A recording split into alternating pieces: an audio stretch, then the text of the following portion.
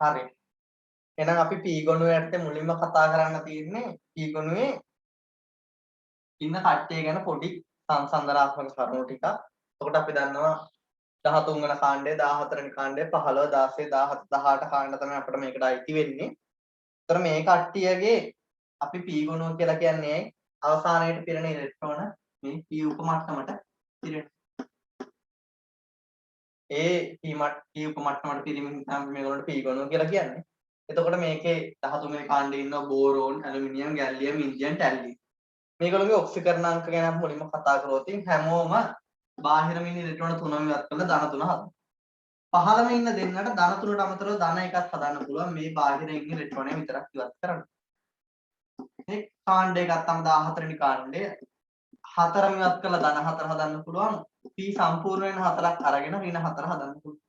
විශේෂයෙන්ම මේ tin let කියන දෙන්න ගත්තොත් ඒ දෙන්නට ධන 2 හදන්න පුළුවන්. P 2 විතරක් ඉවත් කරලා ඊට අමතරව හතරම ඉවත් කරලා ධන 4 බහුලවම පෙන්වන ධන 2 ධන 4 කියන අවස්ථා ටික මේ ටින් ලෙට් කියලා දෙනවා. ඊට පළවෙනි කාණ්ඩය ගත්තාම මේගොල්ලන්ට බාහිරම ඉන්න පහම ඉවත් කරලා ධන 5 3ක් අරගෙන ඍණ 3ක්. ඒ අනුව ධන 5 සිට ඍණ 3 දක්වා තියෙන ඔක්කොම ඔක්සිකරණ අංක පෙන්වන්න පුළුවන්. 16 වෙනි කාණ්ඩය ගත්තාම ඒගොල්ලොන්ගේ 6න් ඉවත් කරලා ධන 6ක් දෙකක් අරගෙන ඍණ 2ක්. ධන 6 සිට ඍණ 2 දක්වා අවස්ථා පෙන්වන්න පුළුවන්. හැබැයි 16 වෙනි කාණ්ඩයේ කට්ටියගෙන් ඔක්සිජන් විශේෂයි. හේතුව තමයි ඔක්සිජන් තමයි දෙවෙනි යටම විද්‍යුත් ඍණ මූලද්‍රව්‍ය. ඒතකොට මේ හේතුව එක්ක ඔක්සිජන්ට ධන ඔක්සිකරණ අවස්ථා පෙන්වන්න පුළුවන් වෙන්නේ ෆ්ලෝරින් එක විතරයි. මොකද ඔක්සිජන් වලට වඩා විද්‍යුත් ඍණ කෙනා ඉන්නේ ෆ්ලෝරින් විතරයි. එහෙනම් මේ OF2 සංයෝගය විතරයි ධන 2 ඔක්සිකරණ අවස්ථා පෙන්වන්නේ ඔක්සිජන්ගේ. ඊට අමතරව O2 අවස්ථාවේදී බිඳුව පෙන්වනවා ඔක්සයිඩ් වල ඍණ 2, පෙරොක්සයිඩ් වල ඍණ 1, සුපරොක්සයිඩ් වල එක ඔක්සිජන් පරමාණුවක් බිඳුව අනිත් ඔක්සිජන් පරමාණුව ඍණ 1 ඔක්සිකරණ අවස්ථාව පෙන්වනවා. සල්ෆර් සෙලීනියම් ටෙරෝරියම් පොලෝනියම් කියන කට්ටිය ගත්තොත් එහෙම ධන 6 සිට ඍණ 2 දක්වා ඉන්න ඔක්කොම ඔක්සිකරණ අවස්ථා පෙන්වනවා. 17 වෙනි කාණ්ඩයට අපි ගියොත් එහෙම ෆ්ලෝරින් තමයි විද්‍යුත් ඍණම කෙනා එනම් ෆ්ලෝරින්ට ධන ඔක්සිකරණ අවස්ථා පෙන්වන්න බෑ. සම්පරමාණුක අණුව ඉන්නකොට බිඳු ඔක්සිකරණ අවස්ථා පෙන්වනවා. අනිත් සියලුම අවස්ථාවල ඍණ 1 ඔක්සිකරණ අවස්ථාව තමයි ෆ්ලෝරින් පෙන්වන්නේ. අනිත් කට්ටිය ගත්තොත් එකක් අරගෙන ඍණ 1 සිට ධන 7 දක්වා ඔක්සිකරණ අවස්ථා පෙන්වනවා. හැබැයි දෙකෙන් දෙකට කරනවා මතක තියාගන්න. Cl2 Br2 I2 අවස්ථාවේ බිඳුව පෙන්වනවා. අනිත් ඒවා ගත්තොත් ඍණ 1 ධන 1 ධන 3 ධන 5 ධන 7 අවස්ථා තමයි ඒගොල්ලෝ පෙන්වන්නේ. නිෂ්ක්‍රීය වායු ගත්තොත් කාණ්ඩයේ පහළට යනකොට නශ්‍යයට තියෙන දුර වැඩි වීම හින්දා ඉලෙක්ට්‍රෝන වල තියෙන බැඳීම අඩු වෙනවා. එතකොට ඉලෙක්ට්‍රෝන හැසිරවීම වැඩි වීම හින්දා ක්‍රිප්ටන් සෙනෝන් රෙඩෝන් කියන පහළම ඉන්න මූල ද්‍රව්‍ය තුන විතරයි සංයෝග හදන්නේ. ඒ කට්ටිය ඔක්සිජන් සහ ෆ්ලෝරින් එක සංයෝග හදනවා. ඊළඟට මේ P ගුණය යටතේ අපේ සිලබස් එකේ අපිට කතා කරන්න තියෙන්නේ ඇත්තටම 13 වෙනි කාණ්ඩයේ ඇලුමිනියම් රසායනය අපේ සිලබස් එකේ තියෙනවා. මෙතන කාබන් රසායනය තියෙනවා. මෙතනින් ප්‍රධානම නයිට්‍රජන් රසායනය තියෙනවා. එතන ඔක්සිජන් සහ සල්ෆර් රසායනය තියෙනවා. හැලජන මේ හතර ගැන කතා කරනවා. නිෂ්ක්‍රීය වායු අතරින් ක්සෙනෝන් ගැන කතා කරනවා. ඊට අමතරව 15 වෙනි කාණ්ඩයේම ගුණ විචලනයක් අපේ සිලබස් එකේ තියෙනවා. ඔය ටික තමයි තියෙන්නේ. මෙතනින් උභයගුණී ලෝහ ගත්තොත් එimhe ඇලුමිනියම් උභයගුණී ලෝහයක්, ටින් ලෙඩ් දෙන්න උභයගුණී ලෝහයක්. මේ අවස්ථාවේ ද්‍රව අවස්ථාවෙන් තියෙන එකම කෙනා තමයි බ්‍රෝමීන්. ආවර්තව වගුවෙන්ම ද්‍රව අවස්ථාවේ තියෙන කට්ටිය වෙන්නේ බ්‍රෝමීන් රසදිය.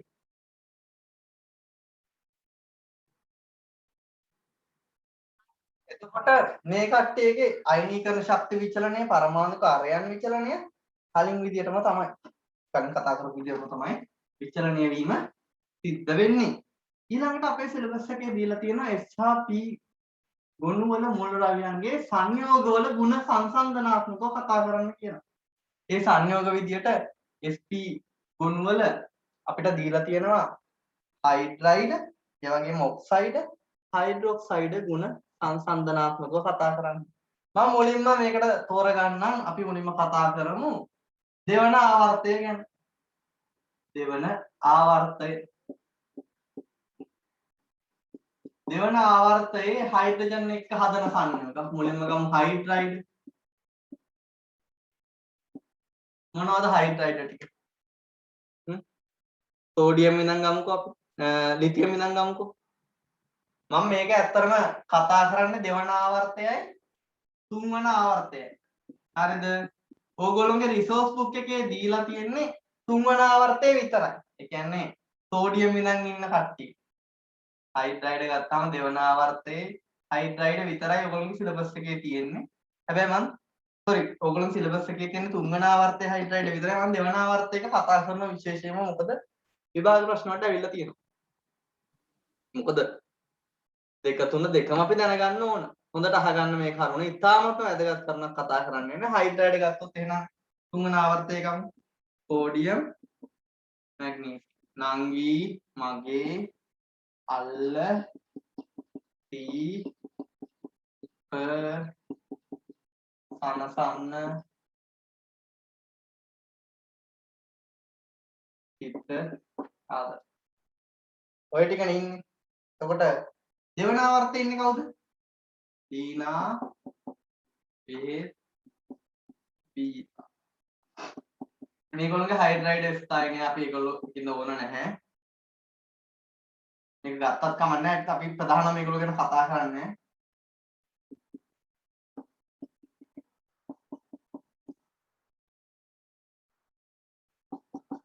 හොඳට බලන්න. එතකොට මේ කවුද? තුන්වන ආවර්තය. එයාලගේ හයිඩ්‍රයිඩ් ගත්තොත් මොන ගුණද තියෙන්නේ? ආම්ලිකද, බාෂ්මිකද, උභයගුණීද? නැත්නම් උදාසීනද? කියන ගුණ විචලනය තමයි මෙතන කතා කරන්නේ. මේක ටිකක් අමාරුයි අහගන්න. මෙයා ආම්ලිකද, බාෂ්මිකද කියලා තීරණය වෙන්නේ ජලීය ද්‍රාවණය අනුව. මෙයාගේ ජලීය ද්‍රාවණය ගන්නකො HOH මොනවද ලැබෙන්නේ? Sodium hydroxide hydrogen. එහෙනම් මෙයා මොකද්ද? ප්‍රබල බාෂ්මිකයි.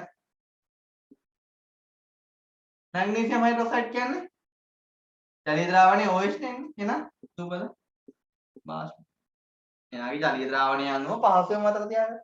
ඇලුමිනියම් කියන්නේ උභයගුණී. එහෙනම් හයිඩ්‍රයිඩ් එකත් උභයගුණී. සිලිකන්ගේ හයිඩ්‍රයිඩේ ජලීය ද්‍රාවණය කොහොමද ගන්නෙ? මේක මගේ තීරණ ළමයි නම් දන්නව ඇති. අනිත් ළමයි කොහොමද දන්නේ? මේගොල්ලොන්ගේ හයිඩ්‍රයිඩ් ජලීය ද්‍රාවණය අපි කොහොමද කියා දීලා තියෙන්නේ? ආම්ලිකද, බාෂ්මිකද, උදාසීනද කියන එක තීරණය කරන්නේ කොහොමද? දැන් මෙහෙමනේ ඉන්නේ. සිලිකන්ට හයිඩ්‍රජන් 4ක් නේ ඉන්නේ. ජලීය ද්‍රාවණයදී මොකද වෙන්නේ? සිලිකන් ගාවට එනවා OH 4ක්. OH 4ක් ඇවිල්ලා මොකද වෙන්නේ? කෙටි ක්‍රමය මොකද්ද? OH 4න් ජලාණුවක් ඉවත් වෙනවා. ඒතකොට ලැබෙන්නේ කවුද? H2SiO3. මේ කවුද? සිලිසික් අම්ලය. සිලිසික් අම්ලය කියන්නේ දුබල ආම්ලිකයි. ඉතා දුබල ආම්ලික කෙනෙක්. පැහැදිලිද? එහෙනම් මේ හයිඩ්‍රයිඩේ ලක්ෂණ කොහොමද? ඉතා දුබල ආම්ලිකයි. PH3 ගේ හයිඩ්‍රජන් 3යි 3ට OH සම්බන්ධ වෙනවා මොකද වෙන්නේ? ඒ අතරින් ජල අණුවක් පිටුනහම H2PO3.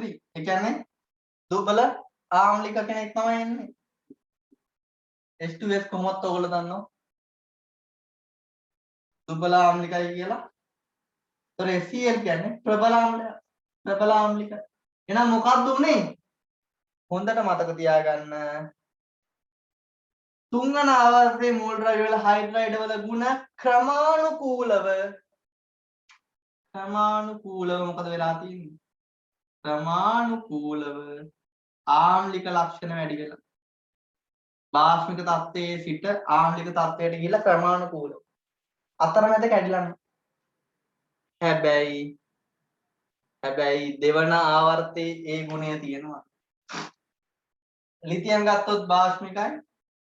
CH4 ගත්තොත් උදාසීනයි. ආය ඇමෝනියා ගත්තොත් බාෂ්මිකයි. දුබල බාෂ්මිකයි. ජලය ගත්තොත් උදාසීනයි. HF ගත්තොත් දුබල ආම්ලිකයි. මේක අපේ සිලබස් එකේ කතා කරන්න නැහැ. හැබැයි හොඳට මතක තියාගන්න. තුන්වන ආවර්තයේ ක්‍රමානුකූලව ආම්ලික ලක්ෂණ වැඩිලා තියෙනවා. හැබැයි දෙවන ආවර්තයේ එහෙම හැසිරීමක් නැහැ. දෙවන ආවර්තයේ ක්‍රමානුකූලව ආම්ලික බාෂ්මික ලක්ෂණ විචලනය වීමක් සිද්ධ වෙන්නේ නැහැ. ඔක පාස් එකක් 3 4ක වගන් ඉදිරියට ඇවිල්ලා තියෙනවා.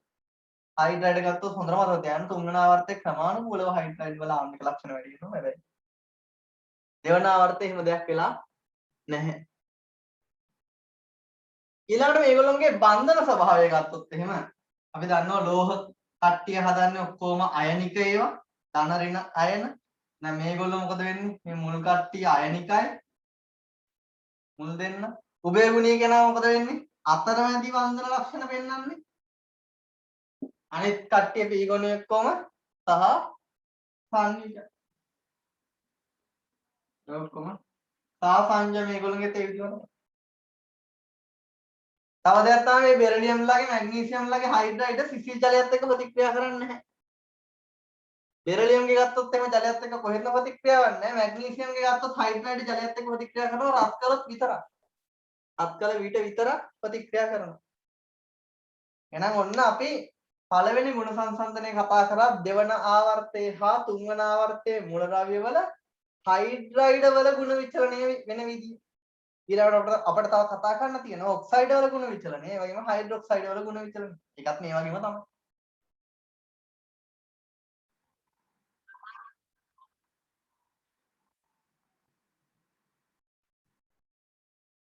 එහෙනම් අපිට මේ විදියටම කතා කරන්න ඕනේ මොනවද? ඔක්සයිඩ් වල ගුණ.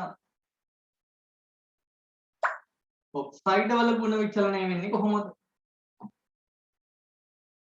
එතකොට සෝඩියම් ගේ ඉන්නවා සෝඩියම් ඔක්සයිඩ්, මැග්නීසියම් ගේ magnesium oxide, aluminium oxide, silicon oxide, silicon dioxide මේක SiO2 සිලිකා වල තියෙන වැලි වල තියෙන.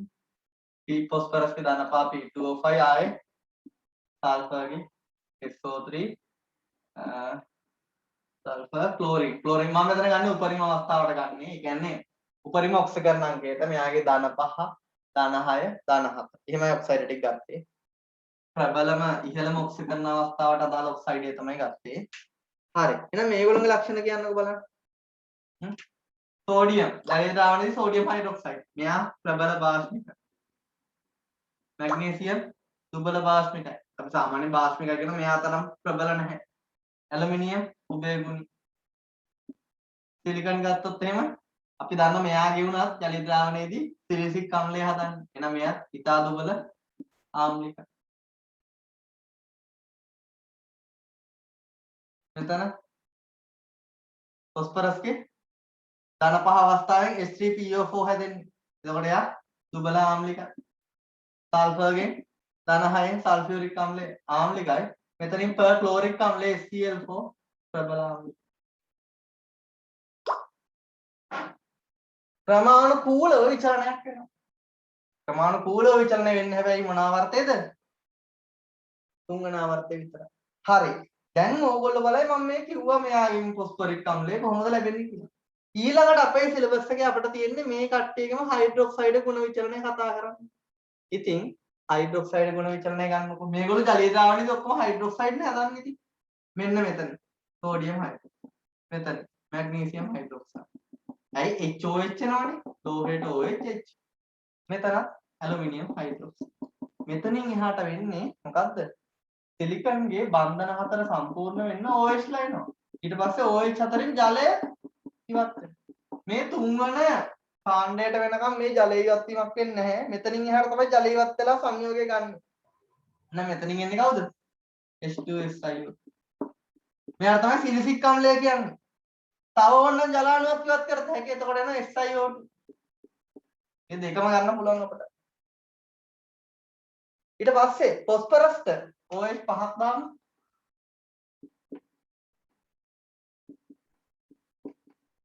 OH අතරින් ජලාණුවක් ඉවත් වෙනවා මොකක්ද වෙන්නේ? H3PO. මට ඉඩමදි. සල්ෆර්ට OH 6යි.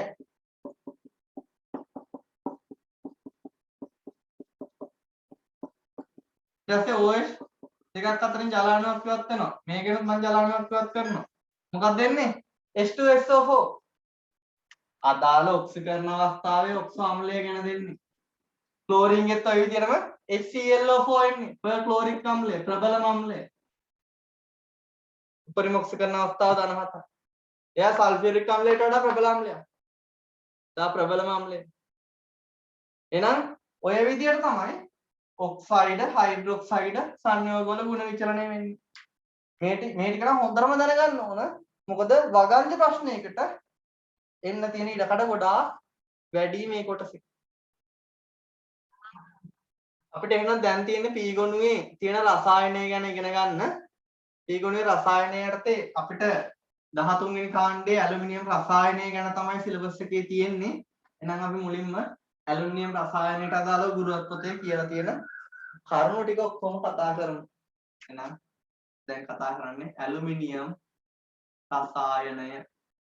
ඇලුමිනියම් කියන්නේ ඔයගොල්ලෝ දන්නවා උභයගුණී ලෝහයක්. නේද? උභයගුණී ලෝහ පහයි ඉන්නේ. Beryllium, aluminium, zinc, tin, lead, ඒ වගේම ක්‍රෝමියම්ගේ ක්‍රෝමියම් හයිඩ්‍රොක්සයිඩය උභයගුණී. ඒකත් ඔයගොල්ලෝ දන්නවා. මෙයා උභයගුණී නම් මෙයාගේ තියෙන විශේෂ ලක්ෂණය මොකද්ද? උභයගුණී ලෝහ වල තියෙන විශේෂ ලක්ෂණය මොකද්ද? ලෝහ ඔක්සයිඩය, ලෝහ හයිඩ්‍රොක්සයිඩයත් උභයගුණී. උභයගුණී ලෝහවල ලෝහ ඔක්සයිඩය වගේම ලෝහ හයිඩ්‍රොක්සයිඩයත් උභයගුණී. එහෙනම් මෙයාගේ ලෝහ ඔක්සයිඩය මෙන්ම හයිඩ්‍රොක්සයිඩයද උභය ගුණී වේ. උභය ගුණී කියන්නේ මොකද්ද? අම්ල සමග මෙන්ම භස්ම සමගද ප්‍රතික්‍රියා කරනවා. එහෙනම් ඇලුමිනියම් ලෝහය, ඇලුමිනියම්ගේ ඔක්සයිඩය, ඇලුමිනියම්ගේ හයිඩ්‍රොක්සයිඩය අදාළව අපි දැනගන්න ඕන අම්ල එක්ක ප්‍රතික්‍රියා, භස්ම එක්ක ප්‍රතික්‍රියා. ඒ වගේම අපි අනිකුත් උභයගුණී ලෝහවලත් මතක තියාගන්න ඕන. ඇලුමිනියම්ගේ විතරයි අපිට තියෙන්නේ උභයගුණී ලෝහ තව 4 දෙනෙක් අපිට ඉන්නවනේ. එහෙනම් අපි ගමු ඇලුමිනියම් ලෝහය.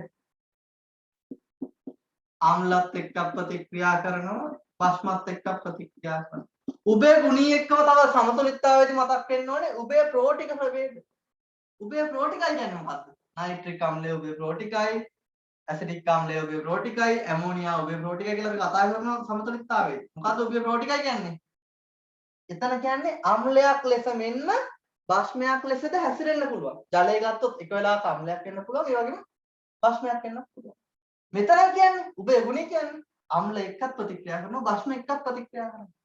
ලෝහය වගේ මෙයාගේ ඔක්සයිඩය, හයිඩ්‍රොක්සයිඩයත් උභයගුණී හින්දා ඔක්සයිඩය, හයිඩ්‍රොක්සයිඩත් අම්ල භස්ම එක්ක ප්‍රතික්‍රියා කරනවා.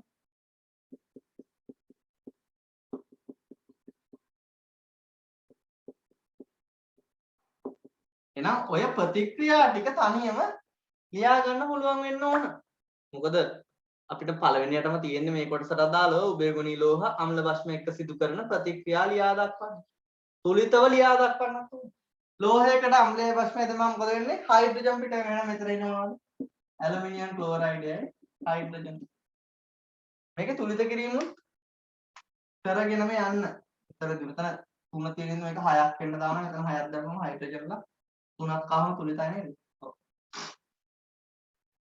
මේක මම කියලා ඇති මේක තුලිත කරද්දී හයිඩ්‍රජන් පිට වෙන්නේ. හැබැයි මෙතනින් එන්නේ කවුද? ඇලුමිනියම් හයිඩ්‍රොක්සයිඩය. එයාගේ තියෙන අවුල මොකද්ද? මෙයත් උභයගුණී. ඉතින් ලෝහයට සෝඩියම් හයිඩ්‍රොක්සයිඩ් දැම්මම එන ඇලුමිනියම් හයිඩ්‍රොක්සයිඩයත් උභයගුණී කියන්නේ මෙයා තවදුරටත් ප්‍රතික්‍රියා කරනවා සෝඩියම් හයිඩ්‍රොක්සයිඩ් එක්ක. එහෙනම් මෙයා ස්ථායීව ඉන්නේ නැහැනේ. මෙයා මොකද වෙන්නේ? මම මේ කොටස කතා කරා කලින් දවසෙත් ඕගොල්ලන්ට. මේ කොටසට අදාළ ඔක්සියනයිනයක් ඇවිල්ලා ඒ ඔක්සියනයිනේ සෝඩියම් ධන එක්ක සම්බන්ධ වෙනවා කිව්වා. ඒ ඔක්සියනයිනේ ගන්නෙ කොහොමද? ලෝහයේ උපරිම ඔක්සිකරණ අවස්ථාව ගන්න ඇලුමිනියම්ගේ ධන 3යි. මෙතනින් ඍණ හැදෙන්නේ කොහොමද? ඔක්සිජන් එක්කෙනෙක් ඍණ 2යි. එහෙනම් ඔක්සිජන්ලා දෙන්නෙක් හිටියොත් තමයි ඍණ 4 වෙන්නේ. එතකොට ඍණ 1යි. ALO2 minus. එහෙනම් මෙතනින් එන්නේ මොකක්ද?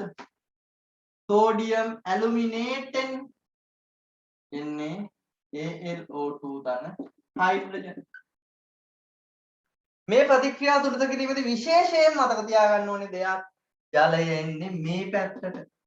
ඕක නැත්තම් ඔය තුලිත වෙද්දි වෙන ට්‍රික්ස් ටික මේ ට්‍රික් එකක් මේක මතක තියාගන්න. මේ ප්‍රතික්‍රියා තුලිත වෙද්දි ජලය එන්නේ මේ පැත්තට. ගොඩක් අය මේ පැත්තට ජලය දාගෙන තුලිත කරන්න ගියාම ඔක තුලිත වෙන්නේ නැහැ. හරිද? අපි භාෂ්මික මාධ්‍ය රෙඩොක්ස් ප්‍රතික්‍රියා තුලිත කිරීමේ කැටි ක්‍රම කිව්වා. ඒ කැටි ක්‍රමය මෙතනට දාන්න පුළුවන්. දැන් මම මේ කොටසේදීව මතක් කරන්න යන්නේ නැහැ. හරි. එහෙනම් මේකේ කොහොමද එන්නේ? මේ පැත්තට තමයි ජල අණුවක් එන්නේ. ඒකත් ඒව ඔළුවේ තියාගන්න. මොකද එක්සෑම් එකේදී නැත්තම් තුලිත කරේ නැතුනොත් එහෙම ලකුණු ලැබෙන්නේ නැහැ. මේක මම නම් 2 2 2 2 3 කියලා මතක තියාගෙන ඉන්නේ. දෙකේවම ටිකක් තමයි මේ පැත්තට එන්නේ. මොකද එක්සෑම් එකේදී අපි ඉක්මනටම ලියා ගන්න ඕනේ මේක. එකට 3ක්. හරිද? මම ඔයගොල්ලෝ නයිට්‍රික් අම්ලයේ තියරි වලදීත් කියලා දීලා ඇති. ෆෝල්ට්ස් වගේ. ෆෝල්ට්ස් මතක තියාගන්න කියලා ඉතින් මොකද තුලිත කිරීම වලට. මොකද එක්සෑම් එකේදී අපිට ඉක්මනට කරන්න ඕනේ. නයිට්‍රික් අම්ලයේ සම්බන්ධය වෙයි 4 එනවනේ HNO3 ට. එහෙම આવොත් තමයි ඒක තුලිත වෙන්නේ. එහෙම ට්‍රික්ස් තියාගන්න තමන් ළඟ. නැත්තම් එක්සෑම් එකේදී වෙලා යනවා. ඔක්සයිඩ් හයිඩ්‍රොක්සයිඩ් වල හයිඩ්‍රජන් පිට වෙන්නේ නැහැ ජලය හැදෙන්නේ. එහෙනම් මෙතනින් එන්නේ ඇලුමිනියම් ක්ලෝරයිඩයයි ජලයයි එකක් තුලිත ක්‍රමයන් අපි ඇලුමිනියම් දෙකක් ඉන්න හින්දා මේ පැත්තට එකක් දාමු. එතකොට Cl 6ක් එනවා. හයිඩ්‍රජන් 3ක් හින්දා ජලය 3ක් දැම්මම තුලිතයි. මේකෙත් ඇලුමිනියම් හයිඩ්‍රොක්සයිඩ් ලැබෙනවා. එයා වැඩිපුර සෝඩියම් හයිඩ්‍රොක්සයිඩ් ප්‍රතික්‍රියා කරන හින්දා සෝඩියම් ඇලුමිනේට් වෙනවා. මේකේ ඉතින් ජලය මේ පැත්තට දාන්න දෙයක් නැහැ. මොකද මේ ප්‍රතික්‍රියාවේ මේ පැත්තට තමයි ජලය එන්නේ. පැහැදිලිද? මේ පැත්තේ ජල අණු වලට මේ පැත්තේ ඉන්න ජල අණු කොටසක් කැපිලා යනවා. මේක මම රෙඩොස් ප්‍රතික්‍රියා තුලිත කිරීම වීඩියෝස් දෙකකුත් ඇති. ඒකෙත් දාලා ඇති මේ කරුණු ටික. ඇලුමිනියම් සම්බන්ධව අපි වාෂිං වාදයේ ප්‍රතික්‍රියා තුලිත කිරීම හොඳටම කතා කරන කොටසක් 2 හයිඩ්‍රජන්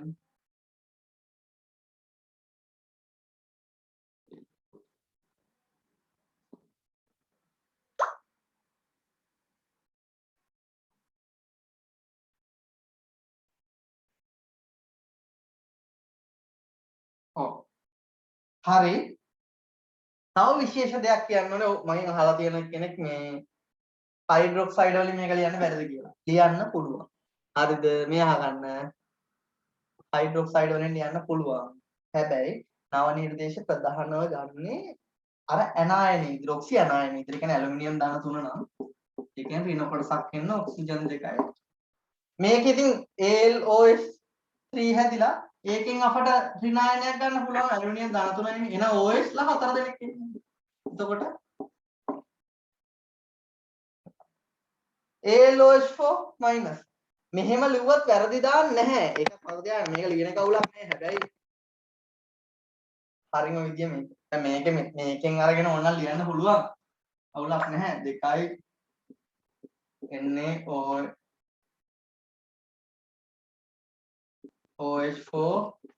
කියනනේ. කොහොම ලියන්නත් පුළුවන් ඕක. කිසි ප්‍රශ්නයක් නැහැ. හරිද? හැබැයි අර විදිය හුරු වෙන්න. මම ඒක ලියුව ඕගොල්ලන්ට වීඩියෝ එකකුත් දාලා ඇති එකෙන්. තින් ලෙඩ් ආයේගෙත් ඔක්සිජන් ආයන ලියලා ඇති. තින් නම් ධන 2 එනම් O2 2-. ලෙඩ්ගෙන් PbO2 2- තමයි ලැබෙන්නේ ඔක්සිජන් ආයන. ඔය ක්‍රම අල්ලගන්න. මොකද අපේ සිලබස් එකේ තිබ්බට ඇලුමිනියම් වලට අදාළව පමණක් ලියන්න විභාගෙට අහන්න පුළුවන් ටින් ලෙඩ්ට දීලා මේ ප්‍රතික්‍රියා ටික. මොකද ඒගොල්ලෝ උභය ගුණීනේ. එහෙනම් අර ට්‍රික්ස් ටික අල්ලගන්න කොහොමද මේක ලියන්නේ කියන දේ. ඊළඟට ඇලුමිනියම් හයිඩ්‍රොක්සයිඩ් එකට එහෙනම් ජලය හැදෙනවා ඇලුමිනියම් ක්ලෝරයිඩයත් එක්ක. පැහැදිලිද?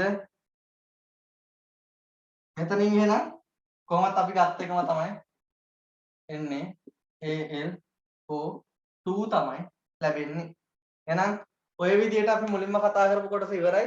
උභය ගුණී ලෝහ ගත්තොත් ලෝහ ඔක්සයිඩය ලෝහ හයිඩ්‍රොක්සයිඩයත් උභය ගුණී හින්දා මේ විදිහම. මෙතනින් සිංකේ විශේෂත්වයක් තියෙනවා. අපි සිංක් කියන්නේ උභය ගුණී ලෝහයක් මේ විදිහටම හැසිරෙනවා. සිංක් වෙන් කර හඳුනා ගැනීමේ විශේෂ පරීක්ෂණයක් ඉදිරිය ගන්න පුළුවන්. සිංක් මෙන්න මේ විදිහට ලැබෙන අතරමැදි ලැබෙන සිංක් හයිඩ්‍රොක්සයිඩය රත් කරාම සිංක් ඔක්සයිඩය ලැබෙනවා. සිංක් ඔක්සයිඩය ගත්තොත් රත් ඇති විට කහ පාටයි නිවුණු පසු සුදු පාටයි. ඒක අරනත් අපි කලින් කතා කරලා තියෙනවා. හරි. එහෙනම් අපි උභය ගුණී ලෝහ සම්බන්ධ මතක් කිරීමක් තමයි මුලින්ම කරේ. ඊළඟට ඇලුමිනියම්ගේ සංයෝගවල විශේෂ ලක්ෂණයක් තියෙනවා. ලුයිස් අම්ල ලෙස හැසිරෙන්න පුළුවන් ඇලුමිනියම්ගේ කට්ටියට. ලුයිස් අම්ලයක් කියන්නේ මොකද්ද? ලුයිස් අම්ලයක් කියන්නේ හිස් කාක්ෂික තියෙන ප්‍රභේද.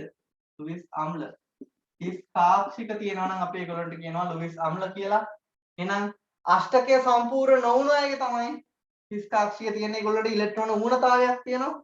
අපි දන්නවා බෙරළියන්ට තියෙන ඉලෙක්ට්‍රෝන ඌනතාවයන්. බන්ධන පාඩමේදී අපි කතා කරනවා. දායක බන්ධන හදන්න මේගොල්ලෝ පෙළවෙන එකකින්ද ඇලුමිනියම් එක ගත්තොත් එහෙම ඇලුමිනියම් ක්ලෝරයිඩය AlCl3 මෙයාගේ අෂ්ටකය සම්පූර්ණ නැහැ. මෙයා ලුයිස් අම්ලයා. ඉලෙක්ට්‍රෝන ඌණ ප්‍රභේදයක් කියලා අපි කියනවා මේගොල්ලන්ට. බෙරිලියම්ගේ බෙරිලියම් ක්ලෝරයිඩය. මොකද මෙයාගේ 2s 2p ගත්තාම මෙයාගේ p කාක්ෂික ඔක්කොම හිස්. ඉලෙක්ට්‍රෝන 8ක් ඇවිල්ලා නැහැ. මොකද s කාක්ෂිකයයි p කාක්ෂික 3කුයි තියෙනවා. ඉලෙක්ට්‍රෝන 8ක් තියාගත්ත හැක්කම එකක දෙක ගන්න. ඒත් 6යි තියෙන්නේ. එක කාක්ෂිකයක් හිස් වෙලා තිබිලා තියෙනවා මේකාගේ. මොකද බන්ධන වලට දායක වෙලා තියෙන්නේ 3ක් විතරයි. ඉලෙක්ට්‍රෝන 3යි නේ. පැහැදිලිද? එහෙනම් මෙයා ඉලෙක්ට්‍රෝන ඌණ ප්‍රභේදයක්. කියන්නේ මෙයා ලුයිස් ආම්ලයක්. මෙයා ලුයිස් බස්ම එක්ක දායක බන්ධන හදනවා කියලාත් අපි කතා කරලා තියෙනවා. හැබැයි ඇලුමිනියම් ක්ලෝරයිඩ් ගැන විශේෂ කරුණක් කතා කරන්න තියෙනවා දැන්. හොඳට අහගන්න මේ කරුණ. ඇලුමිනියම් ක්ලෝරයිඩ් ගත්තොත් AlCl3 ජලය නැති අවස්ථාවේ. ඒ කියන්නේ නිර්ජලීය අවස්ථාවේ. නිර්ජල සංයෝග ගත්තොත් එහෙම ඒගොල්ලෝ ද්විඅවයවීකරණයක් වෙනවා. ද්විඅවයවීකරණයක් සිද්ධ වෙනවා. ඒකට හේතුව තමයි ඇලුමිනියම් ක්ලෝරයිඩ් කියන්නේ ඉලෙක්ට්‍රෝන ඌණ ප්‍රභේදයක් නේ. කියන්නේ අෂ්ටකය සම්පූර්ණ නැහැ. ඇලුමිනියම් ක්ලෝරයිඩ්ගේ ඉලෙක්ට්‍රෝන 6යි ඉන්නේ 8ක් නැහැ. ඒතර මෙයා try කරනවා 8 හදා ගන්න ඕනේ මෙයාට. තව ඇලුමිනියම් ක්ලෝරයිඩ් අණුවක් ගත්තොත් එයාගේ මොකද වෙලා තියෙන්නේ? 8 සම්පූර්ණ නැහැ. අෂ්ටකය සම්පූර්ණ නැහැ. එහෙනම් දෙන්නම ගත්තොත් එහෙම දෙන්නටම ඕන 8 සම්පූර්ණ කරගන්න. අෂ්ටකය සම්පූර්ණ කරගන්න. මේ සඳහා සුවිශේෂී ක්‍රියාවලියක් වෙනවා. මේ ඇලුමිනියම් වටේ ඉන්න පර්යන්ත පරමාණු වෙන ක්ලෝරීන්ට පුළුවන් ලුයිස් බස්මයක් වෙන්න. ලුයිස් බස්මයක් කියන්නේ මොනවද? බන්ධන වලට සහභාගී නොවූ එකසර තියෙන ප්‍රභේද. ජලය ගත්තොත් ජලයේ ඔක්සිජන් මත එකසර යුගල දෙකක් තියෙනවා. ඇමෝනියා ගත්තොත් ඇමෝනියා වල නයිට්‍රජන් මත එකසර යුගලක් තියෙනවා. මේ හින්දා ජලය ඇමෝනියා ලුයිස් බස්ම. බන්ධන වලට සහභාගී නොවූ ඉලෙක්ට්‍රෝන ඉන්න ප්‍රභේද ලුයිස් බස්ම කියලා අපි හඳුන්වනවා. ඒතර මේකේ වෙන්නේ ඇලුමිනියම් ක්ලෝරයිඩ් අණු දෙකක් එකිනෙකට ආසන්නයේ ඇවිල්ලා මේ ඇලුමිනියම් ක්ලෝරීන් මත ඉන්න එකසර යුගලක් දායක බන්ධනයක් හදනවා ඇලුමිනියම් එක. යාවද ඇලුමිනියම් ක්ලෝරයිඩ් එක්කෙනෙක්ගේ ක්ලෝරීන්ගෙන් ඉලෙක්ට්‍රෝන අරගෙන තමයි හදාගන්නේ. ඒ විදිහටම මෙයත් දායක බන්ධනයක් හදාගන්නවා. මෙන්න මේ විදිහට ඇලුමිනියම් ක්ලෝරයිඩ් අණු ගත්තොත් ද්විඅවයවීකරණයක් වෙලා Al2Cl6 විදිහට තමයි ඉන්නේ. විශේෂයෙන් මතක තියාගන්න මේ දේ වෙන්නේ නිර්ජල අවස්ථාවේදී. ඇයි මේ නිර්ජල අවස්ථාවේදී විතරක් AlCl3 ද්විඅවයවීකරණයක් වෙනවා කියන්නේ? ජලය තිබ්බොත් මොකද වෙන්නේ? ජලයේ ඉන්න ඔක්සිජන් මත ඉන්න එකසර වලට පුළුවන් මෙයාට දායක බන්ධන හදන්න ඉලෙක්ට්‍රෝන දෙන්න. එතකොට එයා වෙන කෙනෙක්ගෙන් ගන්නවා එකම නෙවෙයි වෙන්නේ. AlCl3 එක තව එයාගේ AlCl3 කෙනෙක්ගේ ක්ලෝරීන්ගෙන්ම එකසර ගන්නෙ නැහැ. ජලයටත් පුළුවන් දෙන්න. තරණයක් ඇති වෙනවා. ඒක අපිට කියන්න බෑ අනිවාර්යයෙන්ම ද්විඅවයවීකරණයක් කරනවා කියලා. එහෙනම් හොඳටම මතක තියාගන්න. ඇලුමිනියම් ක්ලෝරයිඩ් ද්විඅවයවීකරණයක් සිද්ධ වෙන්නේ නිර්ජල අවස්ථාවේදී.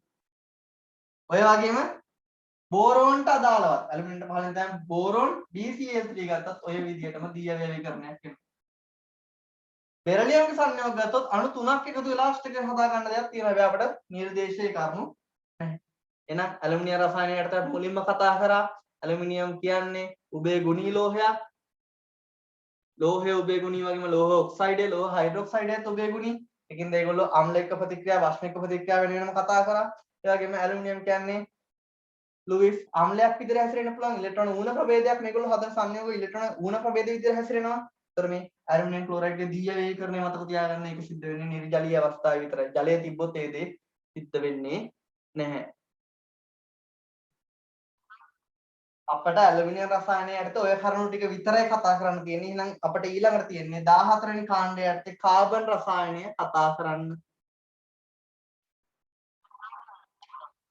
කාබන් රසායනය ගත්තාම අපිට P ගොනුවේ ඊළඟට තියෙන සංයෝගය තමයි කාබන් ගැන කතා කරන්න තියෙන්නේ.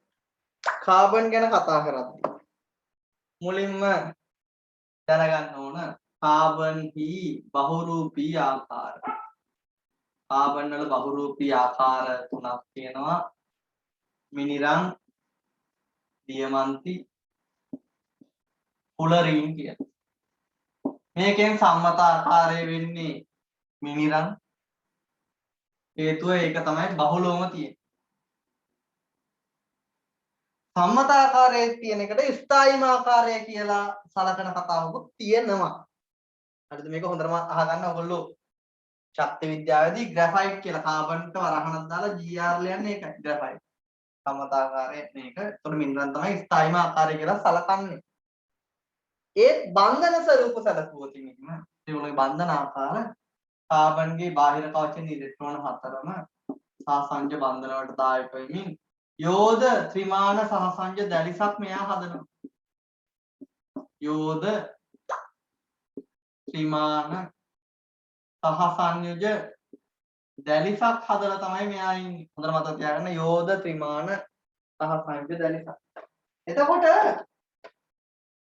මිනිරන් ගත්තොත් ද්විමාන විදියට තමයි ඉන්නේ ෂඩස්ත්‍රාකාර ව්‍යුහ එකිනෙකට බැඳිලා ස්තරයක් හදලා ස්තර අතර එකිනෙක බන්ධන හදලා මේ විදියට ස්තරයක් ඇදිලා ඒ වගේ තව ස්තරයක් තියෙනවා ඒ ස්තර තමයි එකිනෙකට බැඳෙන්නේ ස්තරීය දැලිසක්.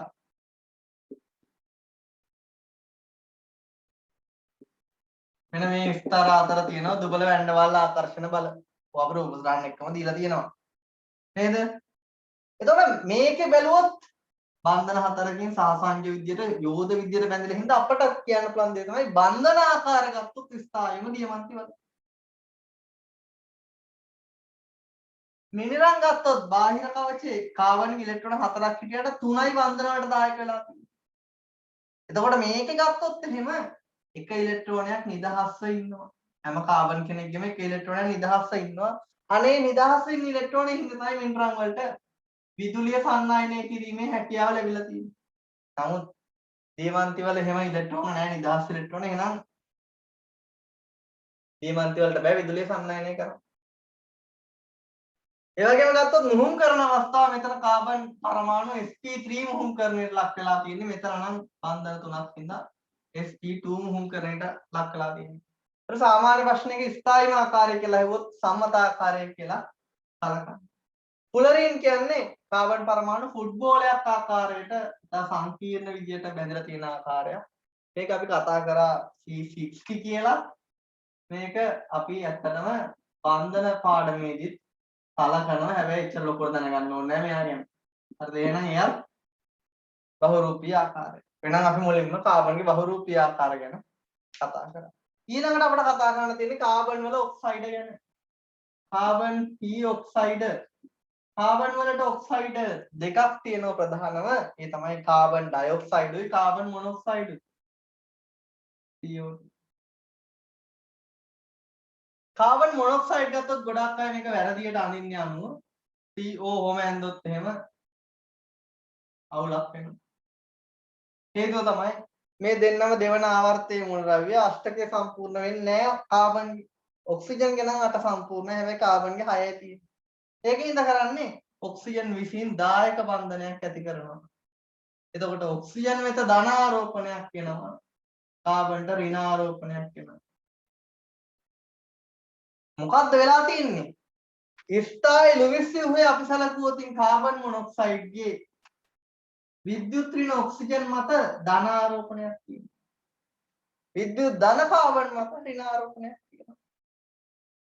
එතකොට මේක හින්දා තමයි කාබන් මොනොක්සයිඩ් ඔය ආග්‍රහණය කරාම අපි හුස්ම ගත්තාම හිමොග්ලොබින් එක්ක බැඳෙනවා අපේ රුධිරයේ තියෙන ස්ථායි ලෙස. එතකොට හිමොග්ලොබින් එක්ක කාබන් මොනොක්සයිඩ් බැඳුනට පස්සේ ආයෙ හිමොග්ලොබින් නිදහස් කරන්නේ කාබන් මොනොක්සයිඩ්. බැඳුනොත් බැඳුන තමයි. අප්‍රතිවර්ත බැඳීමක්. හැබැයි රුධිරයේ ඔක්සිජන් පරිවහනය කරද්දී හිමොග්ලොබින් සමග ඔක්සිජන් බැඳෙද්දී ඔක්සි හිමොග්ලොබින් හදනවා. හිමොග්ලොබින් එක්ක බැඳලා ආයෙ ඉවත් කරනවා. හිමොග්ලොබින් අණුව අයින් කරනවා. ඒ කියන්නේ හිමොග්ලොබින් තියෙනවා තව ඔක්සිජන් පරමාණු පරිවහනය කරන්න. හැබැයි අපි හුස්ම ගන්න වාතයේ කාබන් මොනොක්සයිඩ් තිබ්බොත් වෙන්නේ අපේ රුධිරයේ තියෙන ඔක්කොම හිමොග්ලොබින් ටික කාබන් මොනොක්සයිඩ් අල්ලගත්තට පස්සේ හිමොග්ලොබින් නැති වෙලා යනවා ඔක්සිජන් පරිවහනය. ඒකින් තමයි මිනිස්සු මැරෙන්නේ මේ කාබන් මොනොක්සයිඩ් ආග්‍රහණය කරාම. ඔය දැන් ඔය වාහනවල දුම පරීක්ෂාවේදී කාබන් මොනොක්සයිඩ් පරීක්ෂාව අනිවාර්යයෙන්ම සිදු කරන්න ඔය හේතුව එක්ක. එහෙනම් මේක හොඳට මතක තියාගන්න ලුයිස් ව්‍යුහ ආකාරයේ ඔක්සිජන් මත ධන ආරෝපණයක් තියෙනවා. අපෙන් අහුවොත් කාබන් වල ඔක්සයිඩ් අතරින් උදාසීන ඔක්සයිඩය. කාබන් මොනොක්සයිඩ් කියන්නේ උදාසීන කෙනෙක්. හැබැයි කාබන් ඩයොක්සයිඩ් කියන්නේ ආම්ලික කෙනෙක්. කාබන් ඩයොක්සයිඩ් කියන්නේ ආම්ලික ඔක්සයිඩයක්. කාබන් ඩයොක්සයිඩ් ජලයේ දිය වෙලා හැදෙනවා කාබොනික් අම්ලය H2CO3 නේද? හරි.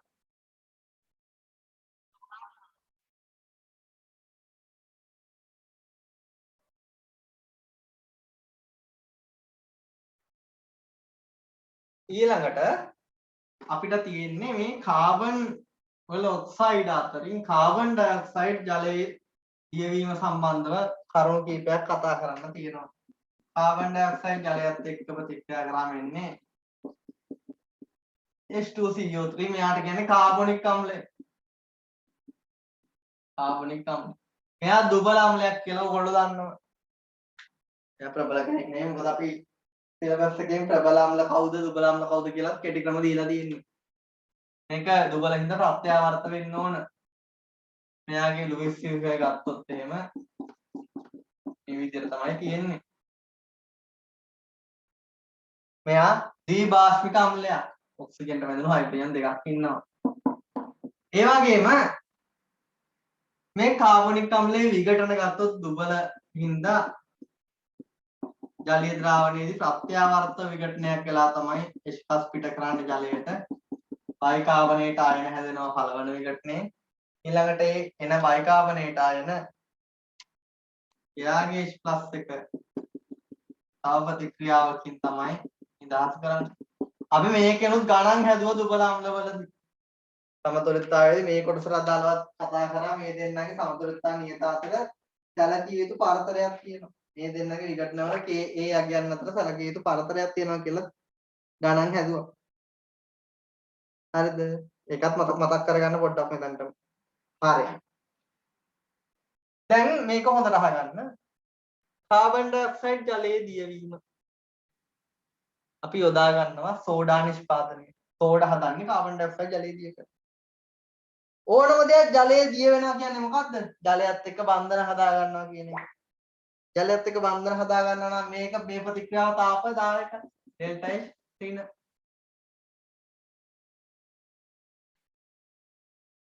ලෙචටලිය මූලධර්මයෙන් හිතන්න. අපි මේ පද්ධතිය අපි සෝඩා එකක් අරගෙන රත් කරොත් මොකද වෙන්නේ? මේ ප්‍රතික්‍රියාවට දාලා හිතන්නකෝ. ජාතික සමතුලිතතාවය පවතින ප්‍රත්‍යාවර්ත ප්‍රතික්‍රියාවක අපි මොනවාරි සංරෝධනයක් කරොත් වෙනස්කමක් කරොත් ලෙචට්ලිය මූල ධර්මයට අනුව මේ වෙනස්කම නැති කරගන්න තමයි පද්ධතිය සැකසෙන්නේ.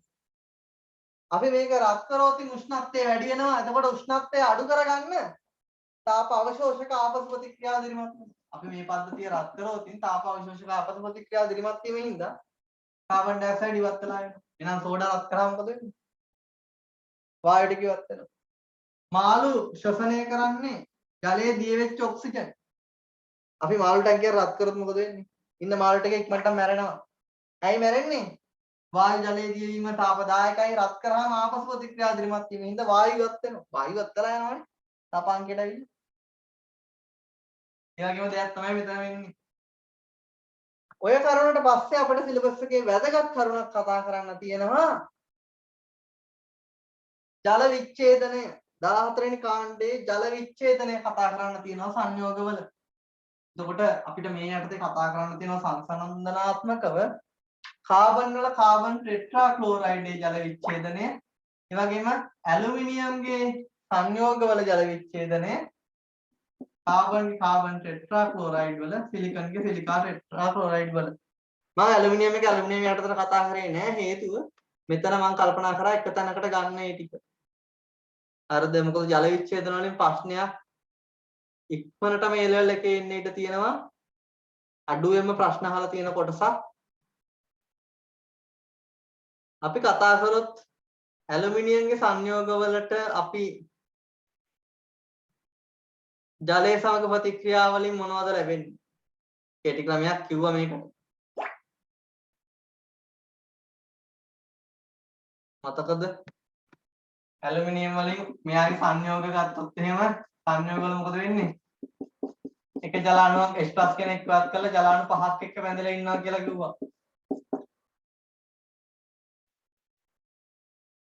ඔය විදිහේ දෙයක් වෙනවා කිව්වා.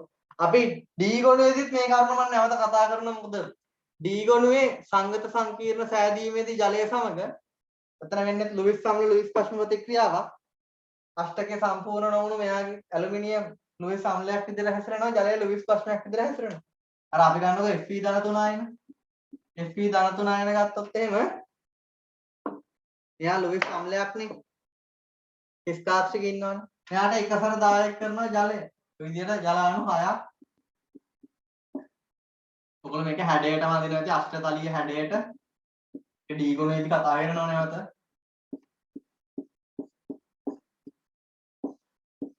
මේ විදිහට අෂ්ටතලීය ආකාරයට ජල අණු 6ක් බැඳෙනවා. අපි මේකේ තියරි වලට කතා කරනවා යකඩ ධන 3 අවස්ථාවේදී විශේෂ දෙයක් සිද්ධ වෙනවා කියලා. මොකක්ද ඒ සිද්ධ වෙන විශේෂ දේ? ජලාණුව ගත්තොත් එහෙම එමනින් මෙයාට පහර දෙනවා තව ජලාණුවක් ඇවිල්ලා. තව ජලාණුවක් ඇවිල්ලා පහර දෙනවා. H+ ගන්නවා මෙයා ප්‍රශ්නේ ලෙස හැසිරෙන්නේ. එතකොට මෙතනින් එන්නේ OH-. අනේ ඒ වගේ එකක් තමයි ඇලුමිනියම් සංයෝග වල වෙන්නේ. ඒකයි මේ වගේ සංයෝගයක් ඔයගොල්ලෝගේ රිසෝස් බුක් එකෙන් දීලා තියෙනවා. හරි. ඊළඟට විශේෂම කරුණ කාබන් ටෙට්‍රා ක්ලෝරයිඩයේ ජල විච්ඡේදනයක් වෙන්නේ නැහැ. ජලය කඩලා ප්‍රතික්‍රියාවක් වෙන්නේ නැහැ කාබන් ටෙට්‍රා ක්ලෝරයිඩය. හැබැයි සිලිකන් ටෙට්‍රා ක්ලෝරයිඩයේ ජල විච්ඡේදනයක් වෙනවා. දෙන්න චතුස්තලීයයි නිර්ද්‍රවීයයි. ඇයි? KCl4 ගත්තොත් මෙන්න. SiCl4 ගත්තත් ඒ විදියම. ඉතින් කාබන් ටෙට්‍රා ක්ලෝරයිඩය ජල විච්ඡේදනය නොවි සිලිකන් ටෙට්‍රා ක්ලෝරයිඩයේ ජල විච්ඡේදනය වෙන්න හේතුව මොකක්ද? හේතුව තමයි ජල විච්ඡේදනය වෙන්නේ මොකක්ද වෙන්නේ? HOH සම්බන්ධ වෙනවනේ. Cl එක H එකක් එක්ක යනවා HCl විදියට. මේකට සිලිකන් වලට OH පරමාණු 4ක් සම්බන්ධ වෙනවා. අපි මුලදී කතා කරා ඒ කොටස. එතකොට මෙහිම වෙන්න නම් ද්‍රවණ ඇති වෙන්න බෑ. ඩෙල්ටා ධන ඍණ ආරෝපණ ඩෙල්ටා ධන ඍණ ද්‍රවණ ඇති වෙන්න ඕනේ මේ විදිහට සම්බන්ධ වෙන්න. හැබැයි මේ අණුව සමස්ත නිර්ද්‍රවීය අණුවක් නම් මේවා විදිහට ද්‍රවණ ඇති වෙන්නේ නැහැනේ. සමස්ත අණුව නිර්ද්‍රවීයයිනේ. එහෙනම් මේගොල්ලෝ ද්‍රවණ ඇති කරගන්නේ කොහොමද? ප්‍රේරණයෙන් තමයි ද්‍රවණ ඇති කරගන්නේ. ද්විතීයික අන්තර්ක්‍රියාව ගත්තොත් ලන්ඩන් බල. ප්‍රේරණයෙන් ද්‍රවණ ඇති කරගැනීමේ හැකියාව වැඩි වෙනවා මොන වුණොත්ද? අණුව විශාල වුණොත්.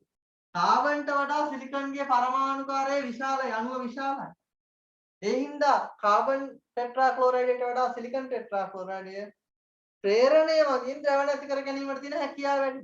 ඒකින්ද සිලිකන්ගේ Cl එක H එක්ක ගිහිල්ලා මෙතන සිලිකන් වලට OH පරමාණු 4ක් සම්බන්ධ වෙනවා.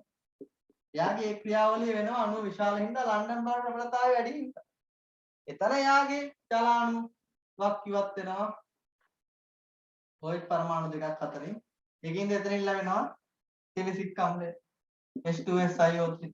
ඔන්න තව ජලාණුවක් ඉවත් වෙලා SiO2 ලැබෙන්න පුළුවන්. තව ජලාණුවක් ඉවත්. හැබැයි කාබන් ටෙට්‍රා ක්ලෝරයිඩයේ ජල විච්ඡේදනයක් වෙන්නේ නැහැ. හැබැයි හොඳට මතක තියාගන්න සිලිකන් ටෙට්‍රා ක්ලෝරයිඩයේ ජල විච්ඡේදනයක් සිද්ධ වෙනවා. මේ ජල විච්ඡේදන වලට අමතරව අපිට තව තියෙනවා 15 වෙනි කාණ්ඩේ ජල විච්ඡේදන. 15 වෙනි කාණ්ඩේ ක්ලෝරයිඩ් ඔක්කොගෙම ජල විච්ඡේදන තියෙනවා. නයිට්‍රජන්ගේ ඔක්සයිඩ් ජලය සමග ප්‍රතික්‍රියා තියෙනවා. හැලජන වල සංයෝග ජලය සමග ප්‍රතික්‍රියා තියෙනවා. ওই ජලය සම්බන්ධව ගොඩාක් දැන් ඉස්සරහට කතා කරනවා.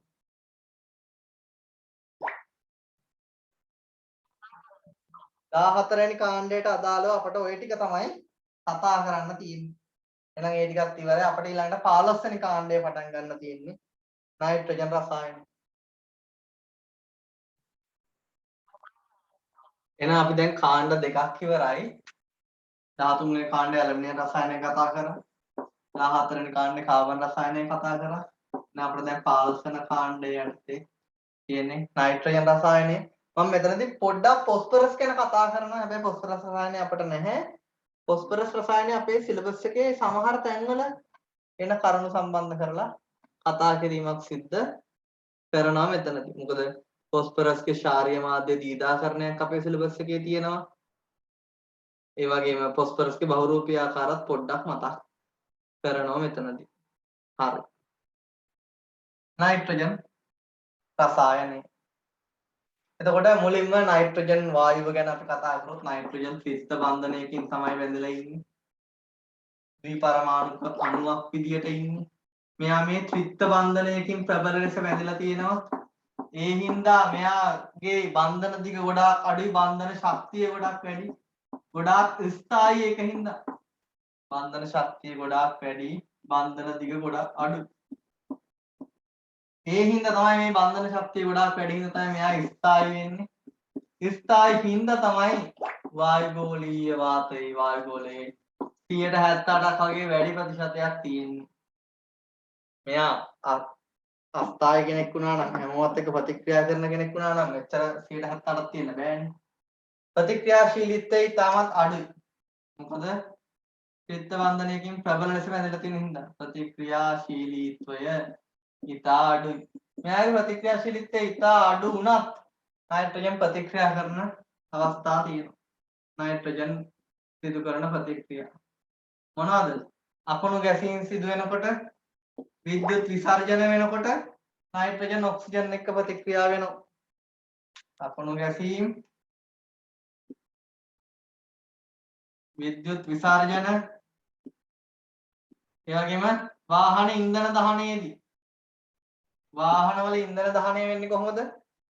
පෙට්‍රල් දහනයට අවශ්‍ය ඔක්සිජන් වායුගෝලයේ වාතයෙන් තමයි ගන්නෙ.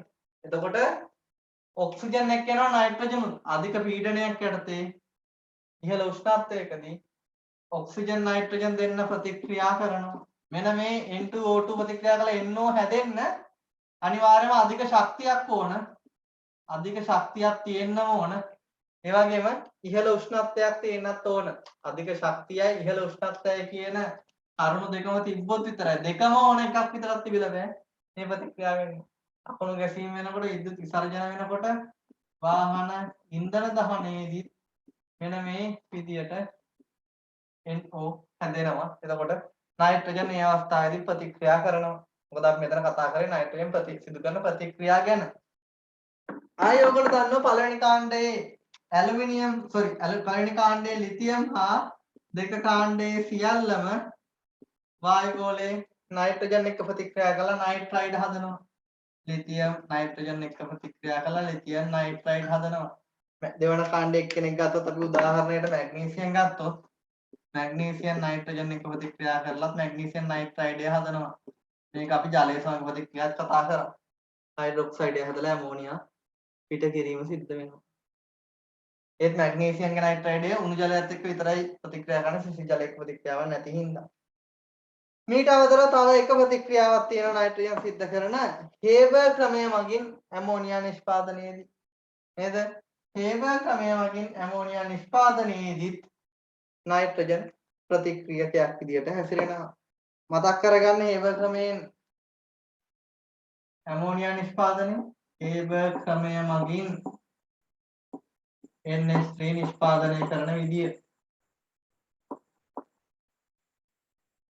මොකක්ද එතන වෙන්නේ?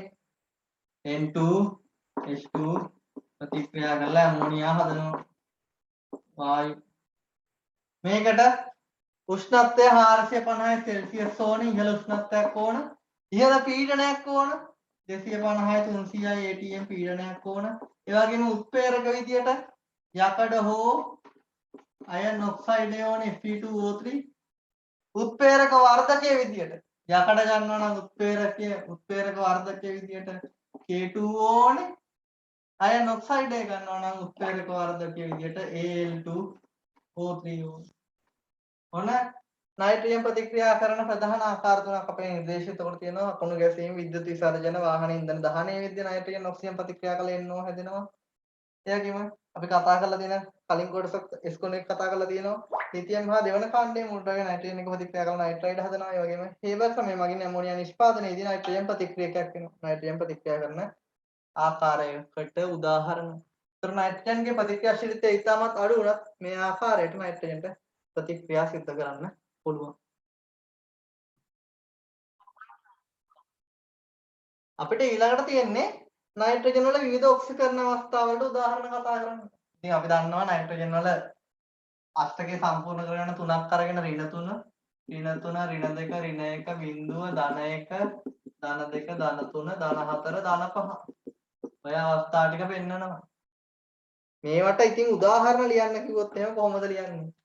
බිංදුව නම් නයිට්‍රජන් බැඳෙන අවස්ථාව. මේ ටික නිකාම ලියත ඔක්සයිඩ් ටික.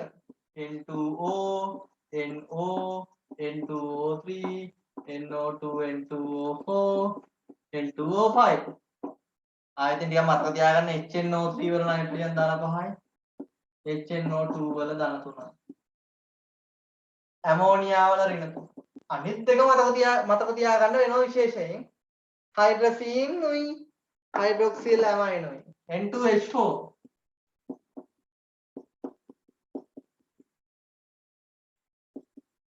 N2H4 වල නයිට්‍රජන් කීයද? ඍණ 2යි. N2H4 වල ඍණ 2යි. ආයේ ඍණ 1 ඉන්නේ කවුද? හයිඩ්‍රොක්සිල් ඇමයින්. N2H4 වල නයිට්‍රජන් ඍණ 2යි. ආයේ NH2OH හයිඩ්‍රොක්සිල් ඇමයින් වල නයිට්‍රජන් ඍණ 1. ඔන්න එහෙනම් නයිට්‍රජන්ගේ විවිධ ඔක්සිකරණ අවස්ථා වලට උදාහරණ. ආයේ මේ ඊළඟට අපිට කතා කරන්න තියෙනවා නයිට්‍රජන් වල ඔක්සයිඩ් ටික. නයිට්‍රජන් වල ඔක්සයිඩ් ඉතින් මෙතනම තියෙනවා. නයිට්‍රජන් වල ඔක්සයිඩ් මොනවද? Nitrogen oxide N2O. නයිට්‍රජන් වල ධන 1යි. NO ධන 2යි. ධන 3 N2O3. ධන 4 NO2 ඉන්නවා, N2O4 ඉන්නවා. ධන 5ට අදාළව ඉන්නවා N2O5. ඔන්න නයිට්‍රජන්ගේ විවිධ ඔක්සිකරණ අවස්ථා වලට අදාළව උදාහරණ. එහෙනම් මේගොල්ලොන්ගේ නයිට්‍රජන් වල ඔක්සයිඩ් වල ආම්ලිකතා වාෂ්පිකතා සංසන්දනයක් අපිට කතා කරන්න තියෙනවා සිලබස් එකේ. ඒ වගේම නයිට්‍රජන් වල ඔක්සයිඩ් ජලය සමග ප්‍රතික්‍රියා ටිකත් නිර්දේශයේ තියෙනවා කතා කරන්න. එහෙනම් අපි ඒ කොටසට යන් ඔක්සිකරණ අවස්ථා ටික පැහැදිලිනේ. NCl3 තෝරන මතක තියාගන්න නයිට්‍රජන් වල ඍණ 3 එකක් මතක තියාගත්තම ඇති. හා now අපි ඊළඟ කොටස නයිට්‍රජන් වල ඔක්සයිඩ් වල ලක්ෂණ. නම් ධන 1 නයිට්‍රජන් ඔක්සයිඩ් ධන 1 N2O, NO, N2O3, NO2, N2O4 ආය N2O5 වල නයිට්‍රජන්ගේ ධන 5යි. අපි දන්නවා ඔක්සිකරණාංකය වැඩි වෙනවා කියන්නේ ආම්ලික ලක්ෂණ වැඩි වෙනවා. මේ දෙන්න උදාසීනයි. නම් මෙයා දුබල ආම්ලිකයි. ඔක්සිකරණාංකයේ ධන 3 හින්දා මේ දෙන්න ආම්ලිකයි. මෙයා ගත්තොත් ප්‍රබල ආම්ලිකයි. ඇයි ආම්ලික ලක්ෂණ වැඩි වුනේ? නයිට්‍රජන් පරමාණුවේ ඔක්සිකරණ අංකය වැඩි වීම හින්දා. ඔක්සිකරණ අංකය වැඩි වෙද්දී ආම්ලික ලක්ෂණ වැඩි වෙනවා. මෙයා ප්‍රබල ආම්ලිකයි. එහෙනම් මේගොල්ලෝ ජලය සමග ප්‍රතික්‍රියා ගත්තොත් උදාසීන දෙන්න ජලයත් එක්ක ප්‍රතික්‍රියාවක් නැහැ. උදාසීන නම් ජලයත් එක්ක ප්‍රතික්‍රියාවක් නැහැ. මේගොල්ලෝ ජලය එක්ක ප්‍රතික්‍රියා කළා මොනවද කියලා දෙන්නේ? මෙයාට ජලය දැම්මොත් කෙටි ක්‍රමය මොකද්ද? අදාළ ඔක්සිකරණ අවස්ථාවේ ඔක්සෝ අම්ලය. නයිට්‍රජන්ගේ ධන 3 නම් ධන 3 අම්ලය කවුද? HNO2. ධන 5 අම්ලය කවුද? HNO3. ධන 4 මේ 3යි 5යි මධ්‍යන්නේ 4 එහෙනම් මෙතනගෙන දෙන්නේ HNO2 ධන HNO.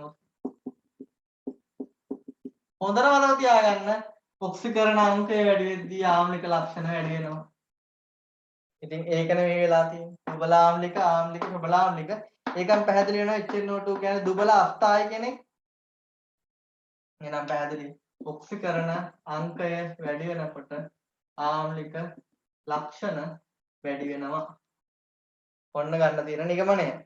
HNO2 අස්ථායි කියන්නේ HNO2 ගත්තොත් එහෙම අණු තුනක් එකතු වෙලා HNO3 NO ජලය හදනවා. HNO2 අණු තුනක් එකතු වෙලා HNO3 NO ජලය හදන හින්දා තමයි අස්ථායි කියන්නේ. ඒ අයකින්ද ගබඩා කරලා තියාගන්න බෑ මොකද HNO3 බවට පත් වෙනවා. ආයේ අපි විශේෂ දෙයක් කරනවා HNO3 ගබඩා කරද්දී දුර පාට බෝතල් වල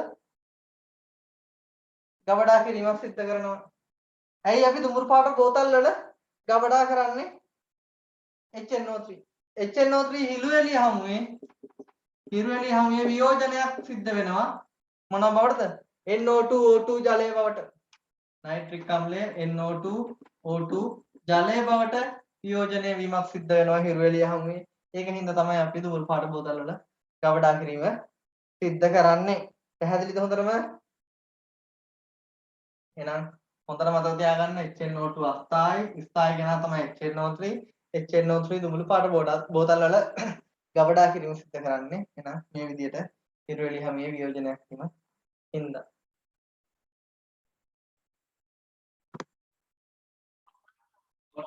ඊළඟට අපිට කතා කරන්න තියෙන්නේ පාලස්සන කාණ්ඩයේ ක්ලෝරයිඩ් ජල විච්ඡේදනය.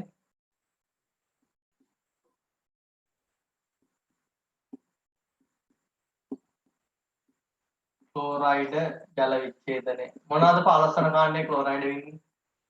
නයිට්‍රජන්ගේ NCl. දාලා පහක් නැහැනේ. ඇයි NCl5 නැත්තේ? ෆොස්ෆරස් කෙනම් PCl3 PCl5 දෙකම ඉන්නවා. හැබැයි NCl5 නැහැ. නයිට්‍රජන් බන්ධන පහක් තියාගන්න බෑ. එතකොට ඉලෙක්ට්‍රෝන 8ක් වෙනවා. සෝරි ඉලෙක්ට්‍රෝන එතකොට 10ක් වෙනවා. නයිට්‍රජන් තියාගන්න පුළුවන් පරිම ඉලෙක්ට්‍රෝන ප්‍රමාණය 8යි. මොකද දෙවන ආවර්තය කෙනෙක් උපරිම බන්ධන 4යි තියාගන්න පුළුවන් නයිට්‍රජන්. ඒ වගේම නයිට්‍රජන් ෆොස්ෆරස් ආසනික AFCl3 ඇන්ටිමනි බිස්මත් මේ කට්ටිය ජලය සමග ප්‍රතික්‍රියා HOH මෙයාට ජලය දැම්මම මොනවද වෙන්නේ? මෙයා විශේෂයි. විශේෂ වෙන්නේ මෙයා ඇමෝනියා හා HOCl හදන්නේ. අනිත් හැමෝම අම්ලයේ විදිහට හදන්නේ HCl. මෙයා විතරක් ක්ලෝරීන් එක හදන්නේ HOCl. අනිත් හැමෝම HCl තමයි හදන්නේ HOH කියලා. මෙතන OH නේ. OH මෙයාගේ ඊට වඩා වෙනස්. ඇමෝන් නයිට්‍රජන්ට එච්චර මෙතනට OH. මේක තව විශේෂ වෙන්න හේතුවක් තමයි NCl3 ජල විච්ඡේදනයෙන් එන්නේ අම්ලයකුයි බෂ්මයකුයි දෙක. පැහැදිලිද? එතනින් අම්ලයකුයි බෂ්මයකුයි තමයි එන්නේ. ආයෝන මේ ඇමෝනියා අපිට තව විදිහකින් ලියත හැකි ඇමෝනියම් හයිඩ්‍රොක්සයිඩ් කියලා ලියන්න පුළුවන්. මොකද ජලීය ද්‍රාවණයේ දින්නේ NH4OH විදියට. PCl3 ට ජලය දැම්මම ෆොස්ෆරස්ගේ ධන තුනේ අම්ලය කවුද? H3PO3 ධන HCl. මෙතෙන් එහාට HCl එන්නේ මේක විතරයි මේ විදියට HOCl එන්නේ. එහෙනම් PCl5 ට ජලය දැම්මම මොනවද එන්නේ? ෆොස්ෆරස්ගේ ධන පහ ඔක්සිජන් අවස්ථාවේ අම්ලය H3PO4 ධන HCl. මේක තව විදිහකට ලියන්න පුළුවන් ෆොස්ෆරස්ගේ ධන පහ අවස්ථාවට උදාහරණයක් විදිහට ප්‍රමාණ තව ලියන්න පුළුවන් POCl3 කියලා. එයා වෙනුවට. මෙතන ධන තුනට ජලය දැම්මම මේක ප්‍රත්‍යාවර්තයි H3ASO3 ධන HCl. මේ දෙක විශේෂයි. හේතුව තමයි මේකෙන් ගෙන දෙන්නේ සුදු පාට අවක්ෂේප. මේකට ජලය දැම්මම SbOCl කියන සුදු පාට අවක්ෂේපය HCl. මෙතන BiOCl කියන සුදු පාට අවක්ෂේපයයි. මේ දෙන්නම සුදු පාට අවක්ෂේප. එහෙනම් අනෙකුත් ක්ලෝරයිඩ් වලින් මේ දෙන්න වෙන් කර හඳුනා ගන්න පුළුවන් හේතුව තමයි ජලය දැම්මම සුදු පාට අවක්ෂේපයක් ඇති වෙනවා. ජලය දැම්මම සුදු පාට අවක්ෂේපයක් ඇති වෙනවා. සුදු පාට අවක්ෂේපයට HCl දැම්මම නැවත අවර්ණ ද්‍රාවණයක් ගෙන දෙනවා. මේ ඔක්කොම අවර්ණ ද්‍රාවණ. මේ හැමෝම අවර්ණ ද්‍රාවණ. පැහැදිලිද? එහෙනම් ඇන්ටිමනි බිස්මත් කියන දෙන්නා විශේෂයෙන් වෙන් කර හඳුනා ගන්න පුළුවන්. ලැබෙන ක්ලෝරයිඩ් වලට ජලය දැම්මම සුදු පාට අවක්ෂේපයක් ඇති වෙනවා. සුදු පාට අවක්ෂේපයට HCl දැම්මම නැවත අවර්ණ ද්‍රාවණය ලැබෙනවා. කාණ්ඩයේ පහළට ඇති එක්තරා ගුණයක් පේනවා. මොකද්ද ගුණය? ක්ලෝරයිඩ් ජල විච්ඡේදනය දුර්වල වෙනවා. කාණ්ඩයේ පහළට යත්න ක්ලෝරයිඩ් ජල විච්ඡේදනය දුර්වල වෙනවා. ඒකට හේතුව මොකද්ද? ද්‍රවණශීලීතාවය අඩු වෙනවා. කැටායනයේ පරමාණුකාරයේ විශාල වීම හින්දා ද්‍රවණශීලීතාවය අඩු වෙනවා. අපි බන්ධන පාඩමේදී කතා කරා ජල විච්ඡේදන සම්බන්ධව. ජෙනරල් කෙමිස්ට්‍රි වලදී අපි කතා කරා ද්‍රවණශීලීතාවයේ සාසංජ ලක්ෂණ, ආයනික ලක්ෂණ විචලනය. බන්ධන පාඩමේ තියෙන ගුණාංගයක් මේක. අපේ අර ස්පීඩ් රිවිෂන් එකේ ජෙනරල් කෙමිස්ට්‍රි පොයින්ට්ස් 500ක් කතා කරන එකේ දැනට 30ක් කතා කරා. මේ පොයින්ට්ස් යටතේත් මේක කතා කරලා තියෙනවා. ද්‍රවණශීලීතාවය, ආයනික ලක්ෂණ, සාසංජ ලක්ෂණ විචලනය ගැන. ඒක අනිවාර්ය විභාග ප්‍රශ්නයක් එන තැනක් තමයි ඒ කොටස.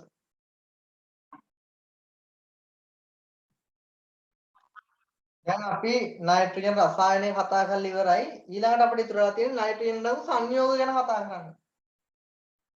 නයිට්‍රජන් අඩංගු සංයෝග විදියට අපේ නිර්දේශය තියලා තියෙනවා ඇමෝනියා සම්බන්ධව කතා කරන්න. ඒ වගේම නයිට්‍රික් අම්ලය සම්බන්ධව කතා කරන්න තියෙනවා.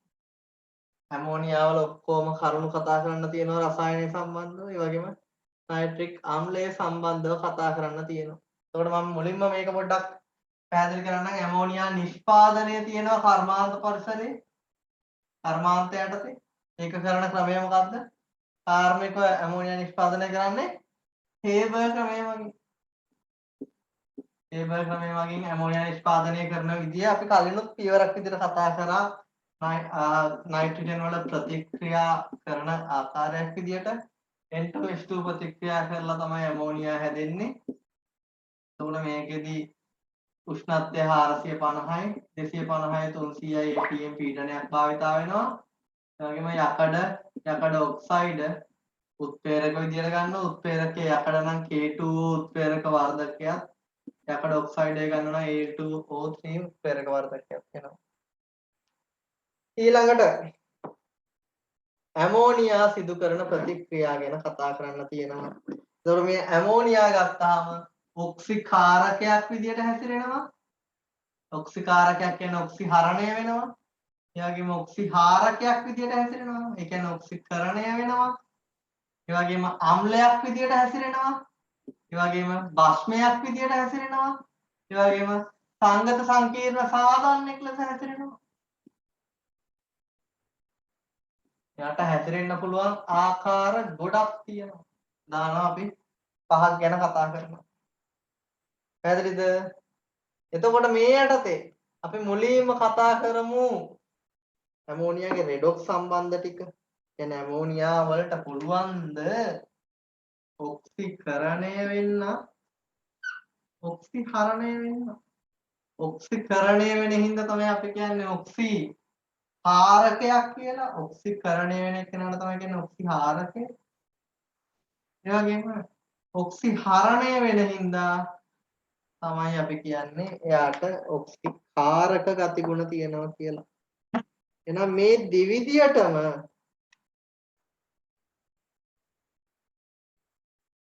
ඇමෝනියාට හැසිරෙන්න පුළුවන් වෙලා තියෙන්නේ ඇයි? ඇමෝනියාගේ නයිට්‍රජන් ගත්තොත් ඍණ 3 ඔක්සිකරණ අවස්ථාවේ ඉන්නේ. හයිඩ්‍රජන් ගත්තොත් ධන 1 ඔක්සිකරණ අවස්ථාවේ ඉන්නේ. මෙන්න මේ ඉන්න නයිට්‍රජන් පුළුවන් වෙන්නේ නයිට්‍රජන්ගේ අවම ඔක්සිකරණ අවස්ථාව හින්දා වැඩි වෙන්න විතරයි. ඒ කියන්නේ ඔක්සිකරණය වෙන්න විතරයි නයිට්‍රජන් පුළුවන් වෙන්නේ. N2 බවට, NO බවට, NO2 බවට නයිට්‍රජන් පුළුවන් ඔක්සිකරණය වෙන්න. හැබැයි නයිට්‍රජන්ට ඔක්සිහරණය වෙන්න බෑ. ඇයි? නයිට්‍රජන් ඉන්නේ යාගේ අවම ඔක්සිකරණ අවස්ථාවේ. එයාට ඉතින් තව අඩු වෙන්න බෑ. එහෙනම් ඔක්සිහරණය වෙන්නේ කවුද? හයිඩ්‍රජන් ධන එකේ ඉන්න හයිඩ්‍රජන් H2 බවට හයිඩ්‍රජන් වායුව බිඳුව ඔක්සිකරණ අවස්ථාව බවට ඔක්සිහරණය වෙන්න පුළුවන්. එහෙනම් මේ විදිහට තමයි මේ ඇමෝනියා වලට ඔක්සිකරණයටත් ඔක්සිහරණයටත් ලක් වෙන්න පුළුවන් වෙලා තියෙන්නේ කවුරු හින්දාද? නයිට්‍රජන් හින්දා පුළුවන් වෙලා තියෙන ඔක්සිකරණය වෙන්න. ඉන්න හයිඩ්‍රජන් හින්දා පුළුවන් වෙලා තියෙන ඔක්සිහරණය වෙන්න.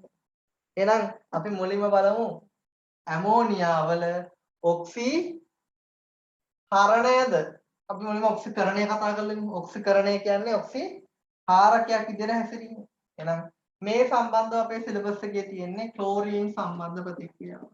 ඇමෝනියා Cl2 එක ප්‍රතික්‍රියා කරද්දී නයිට්‍රජන් ඍණ 3 ඉන්න නයිට්‍රජන් N2 බිඳුව ඔක්සිකරණ අවස්ථාවට ඍණ 3 ඉඳන් ඔක්සිකරණය වෙනවා. Cl2 බිඳුව ඔක්සිකරණ අවස්ථාවේ ඍණ 1 HCl බවට ඔක්සිහරණය වෙනවා. පැහැදිලිද? ඔන්න ප්‍රතික්‍රියාව. මේක අපි තුලිත කරොත් එහෙම මේ හැම එකම තුලිත කරන්න ඕන. රෙඩොක්ස් සම්බන්ධය තුලිත කරන කෙටි ක්‍රම දාලා දීලා ඇති. ඔයගොල්ලෝ ඔක්කොම කියලා දීලා ඇති. ඒවා යොදා ගන්න. හැබැයි මේකේ විශේෂ දෙයක් වෙනවා. වැඩිපුර ඇමෝනියා තිබ්බොත් මොකද වෙන්නේ? මේකේ වැඩිපුර ඇමෝනියා තිබ්බොත් මේ හැදෙන HCl එක්ක වැඩිපුර තියෙන ඇමෝනියා ප්‍රතික්‍රියාව වෙනවා. එතකොට මේ එන 6 HCl එක 6 HCl ආව වැඩිපුර ඇමෝනියා 6ක් එක්ක ප්‍රතික්‍රියා කරලා NH4Cl 6ක් හදනවා. පැහැදිලිද? එහෙනම් වැඩිපුර HCl වැඩිපුර ඇමෝනියා තිබ්බොත් ලැබෙන්නේ මොකද්ද? මෙතන HCl ටික යත් එක්ක ප්‍රතික්‍රියා කරලා NH4Cl තමයි අවසානයේදී. එතකොට 8යි ඇමෝනියා එක්ක 3යි Cl2 ප්‍රතික්‍රියා කරලා අවසානයේ ලැබෙන්නේ N2 ධන 6යි NH4Cl. ඔන්න ඔය විදියට අවසාන වශයෙන් NH4Cl තමයි ගෙන දෙන්නේ. මොකද HCl ස්ථායීව ඉන්නේ නැහැ වැඩිපුර කවුරු හිටියොත්ද? වැඩිපුර ඇමෝනියා හමුවේ ලැබෙන HCl ස්ථායීව ඉන්නේ නැහැ. මොකද ඒත් එක්ක ප්‍රතික්‍රියා කරනවා. ඒ වගේම ওই ප්‍රතික්‍රියාව අපිට දීලා තියෙනවා වැඩිපුර Cl2 තිබ්බොත්. වැඩිපුර Cl2 තිබ්බොත් මොනවද ලැබෙන්නේ? වැඩිපුර Cl2 තිබ්බොත් Cl2 එක්ක N2 ප්‍රතික්‍රියා කරලා NCl3 ලැබෙනවා. එහෙනම් මේකට අදාළව ඇමෝනියා Cl2 එක්ක ප්‍රතික්‍රියාවේදී වැඩිපුර Cl2 තිබ්බොත් මොකද වෙන්නේ? වැඩිපුර Cl2 තියෙනම් ලැබෙන N2 Cl2 එක්ක ප්‍රතික්‍රියා කරලා NCl3 වෙනවා. ඒ වගේම Cl ලැබෙනවා. පැහැදිලිද? නම් හොඳට මතක තියාගන්න. සාමාන්‍ය ප්‍රතික්‍රියාව ගත්තොත් N2 HCl ගෙන දෙන්නේ. පැහැදිලිද? ආයේ වැඩිපුර ඇමෝනියා තිබ්බොත් NH4Cl බවටපත් වෙනවා. ඒ වගේම වැඩිපුර Cl2 තිබ්බොත් N2 Cl2 එක ප්‍රතික්‍රියා කරලා NCl3 වෙනවා HCl එක්ක. එහෙනම් ඔය විදියට තමයි පළගෙන දීම සිද්ධ වෙන්නේ. පැහැදිලිද? එහෙනම් මම ආයේ සාරාංශයක් විදියට ගන්නවා මේ කරුණු ටික නැවත හොඳට අහගන්න. එතකොට ඇමෝනියා Cl2 අතර ප්‍රතික්‍රියාවක් තමයි මෙතන තියෙන්නේ. මෙතන වැඩිපුර අපි වැඩිපුර කතා කරනකොට නිකන් ලියනවා N2 ධන HCl ලැබෙනවා. වැඩිපුර ඇමෝනියා තියෙනම් ඇමෝනියා ධන Cl2 ගේ ප්‍රතික්‍රියාව ගත්තාම N2 ප්‍රතික්‍රියා කරන්නේ නැහැ ඇමෝනියා එක්ක මෙයා ප්‍රතික්‍රියා කළා NH4Cl වෙනවා. වැඩිපුර Cl2 තිබ්බොත් නම් වැඩිපුර Cl2 තිබ්බොත් මේ එන N2 Cl2 එක්ක ප්‍රතික්‍රියා කරනවා. එහෙනම් එතකොට එන්නේ ඇමෝනියා ධන Cl2 NCl3 ධන HCl. පැහැදිලිද? මේක අතරමැදි pH වර්ගයක් එක්ක ඕල් සිලබස් එකේ තිබ්බ. එතකොට එන්නේ NH2Cl. ඒකත් පොඩ්ඩක් මතක තියාගන්න. ඒක අපි කලින් රෙඩොක්ස් වලටත් කතා කරලා තියෙනවා. ඔන්න එහෙනම් අපි කතා කරා ඇමෝනියා වල ඔක්සිකරණයට අදාළව. එන ඇමෝනියා ඔක්සිහරණය වෙන්නේ හයිඩ්‍රජන් පිටවීමක් සිද්ධ වෙන්නේ H2 බවට බිඳු ඔක්සිකරණ අවස්ථාවටපත් වෙනවා. මේකේ කෙටි ක්‍රමය මොකද්ද? මම කෙටි ක්‍රමයක් දීලා ඇති මේවා පාඩම් කරගන්න පීගොල්ලෝ තියරි කරද්දි මොකද්ද කිව්ව කෙටි ක්‍රමය? සක්‍රීය ලෝහත් එක්ක වායු වල ප්‍රතික්‍රියාවක් තියෙනවා කියලා මතක තියාගන්න කියලා ඇති. එහෙනම් ඇමෝනියා සක්‍රීය ලෝහය වල සෝඩියම් එක්ක ප්‍රතික්‍රියා කරොත් මොකද වෙන්නේ? NH2 වල හයිඩ්‍රජන් පිට වෙනවා. හයිඩ්‍රජන් ධන එකේ ඉඳන් බිඳුව H2 බවට ඔක්සිහරණය වෙනවා. මෙතන හිතන්නකෝ සක්‍රීය ලෝහය මැග්නීසියම් වුණා කියලා. එහෙනම් NH2- නෙවෙයි හදන්නේ මොකද්ද හදන්නේ? අපි S කොණෙදිත් කිව්වා නයිට්‍රයිඩය. මැග්නීසියම් නයිට්‍රයිඩයයි හයිඩ්‍රජන්. කොහොමද හයිඩ්‍රජන් පිට වෙනවා? හොඳට මතක තියාගන්න. S කොණුවේ වායුගෝලීය නයිට්‍රජන් එක්ක ප්‍රතික්‍රියා කරලා නයිට්‍රයිඩ හදපු කට්ටිය. ලිතියමයි දෙවන කාණ්ඩේ ඔක්කොමයි. ඇමෝනියා එක්ක ප්‍රතික්‍රියා කරත් නයිට්‍රයිඩය හදන්නේ. හැබැයි නයිට්‍රයිඩ හදපු නැති කට්ටිය වායුගෝලීය නයිට්‍රජන් එක්ක හදන්නේ NH2-. පැහැදිලිද? එන්න එහෙනම් ඇමෝනියා රසායනය ඉවරයි. ඔය ටික හොඳට මතක තියෙන්න ඕන. දැන් අපි දැක්ක ඇමෝනියා කොහොමද ඔක්සිකාරකයක් ඔක්සිහාරකයක් වෙන්නේ කියලා. අපෙන් ඇහුවොත් ඇමෝනියා අම්ලයක් විදියට හැසිරීමට උදාහරණයක් කියන්න. ඉතින් මොකද කරන්නේ? සක්‍රිය ලෝහයක් එක්ක ප්‍රතික්‍රියා කරාම හයිඩ්‍රජන් පිට වෙනවා කියලා පෙන්නන්නේ. ලෝහ සමග ලෝහ හයිඩ්‍රජන් පිට කරන්නේ කාත් එක්කද? ලෝහ අම්ල සමග තමයි H2 පිට කරන්නේ. ඒ හින්දා අපිට කියත මෙන්න මෙයා අම්ලයක් කියලා කියන්නේ. මේක ඉතින් ඇමෝනියාගේ ඔක්සිහරණයටත් උදාහරණයක්. ඔක්සිහරණයට ගත්ත උදාහරණය මේ කිතෑගේ ඇමෝනියා අම්ලයක් විදිහට හැසිරීම. ඇමෝනියා භාෂ්මයක් විදිහට උදාහරණයක් ගවොත් එමෙ. ඉතින් අම්ලයක් එක්ක ප්‍රතික්‍රියාව ලියන්න. ලවණ හදන්න. ඇමෝනියා සංඝ සංකීර්ණ හදන එකට කතාව ගත්තොත් එහෙම කොපර් දාන දෙකත් එක්ක ඇමෝනියා අණු 4ක් බැඳෙනවා. ඇමෝනියා අණු බැඳෙන ගාන විශේෂයි කොපර් 4ක් එක්ක නිකල් 6ක් එක්ක සිංක් 4ක් එක්ක කැඩ්මියම් 4ක් එක්ක කොපර් දාන එක දෙකක් එක්ක සිල්වර් දාන එක දෙකක් එක්ක ඒව අතර තියෙනවා. ඒතකොට මේ සංඝ සංකීර්ණ හදන්නේ ඩී කොනේ කට්ටියත් එක්ක. ඥාන ලුයිස් භාෂ්මයක් විතර හැසිරෙනවා. එහෙනම් ඕන ඇමෝනියා හැසිරෙන අනිත් ආකාර වලටත් උදාහරණ.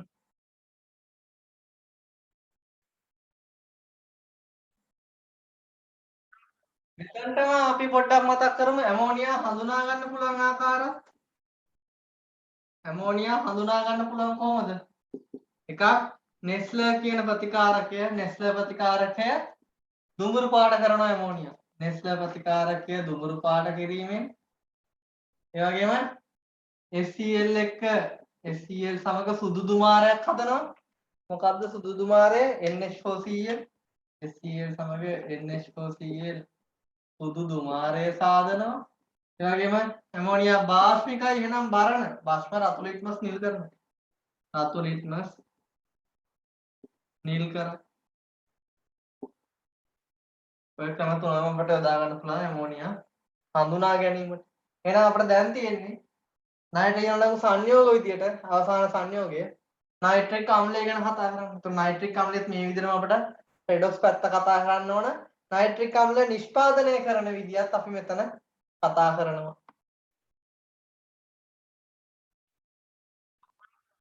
එහෙනම් අපිට ඊළඟට තියෙන්නේ නයිට්‍රජන් අණු සංයෝග විදියට HNO3 ගැන කතා කරන්න.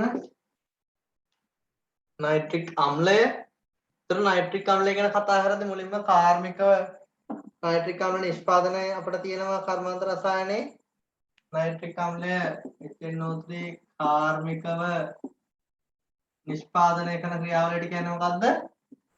ඔස්වල් ක්‍රමය කියලා. මේක පියවරත් එක දැනගන්න ඕන. අපි මේක කර්මාන්ත රසායනයටත් කරනවා.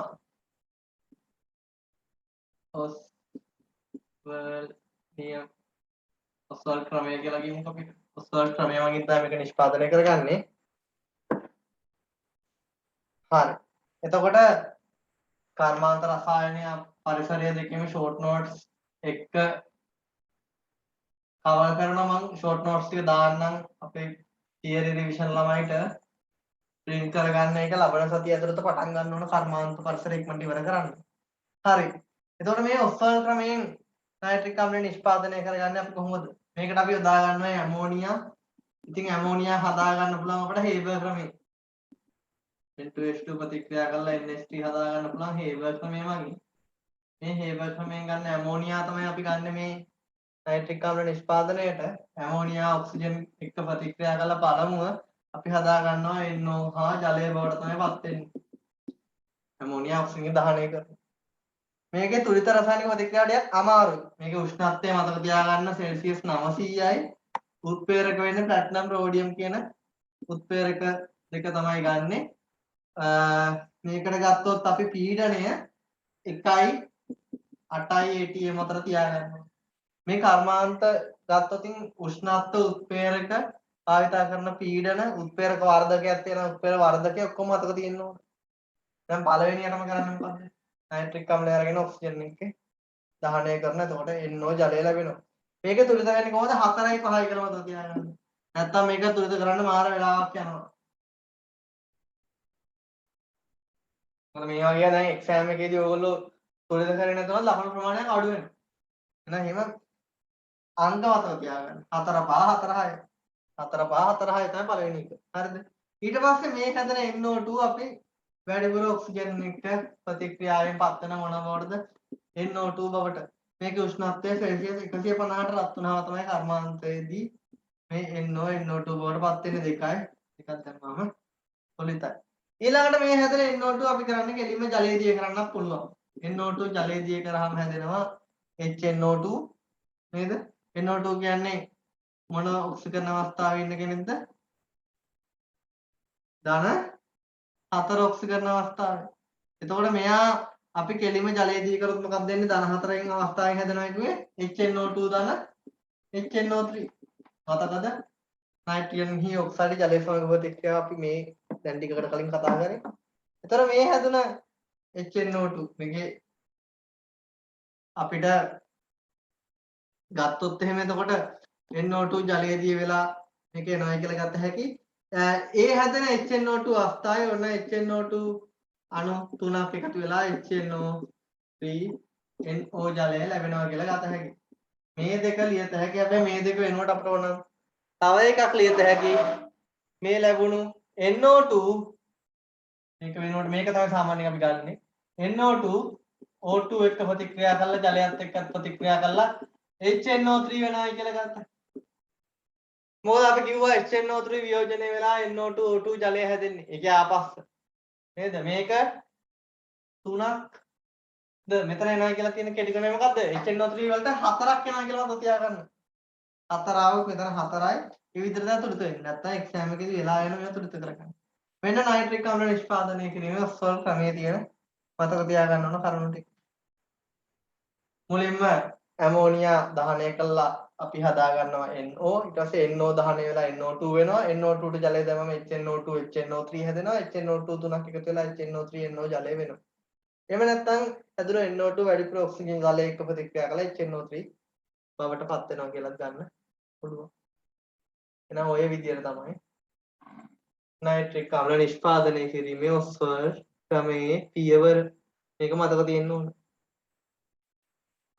අපිට ඊළඟට තියෙන්නේ නයිට්‍රික් අම්ලයේ ඔක්සිකාරකයක් ඔක්සිහාරකයක් වෙන විදිය කතා කරන්න.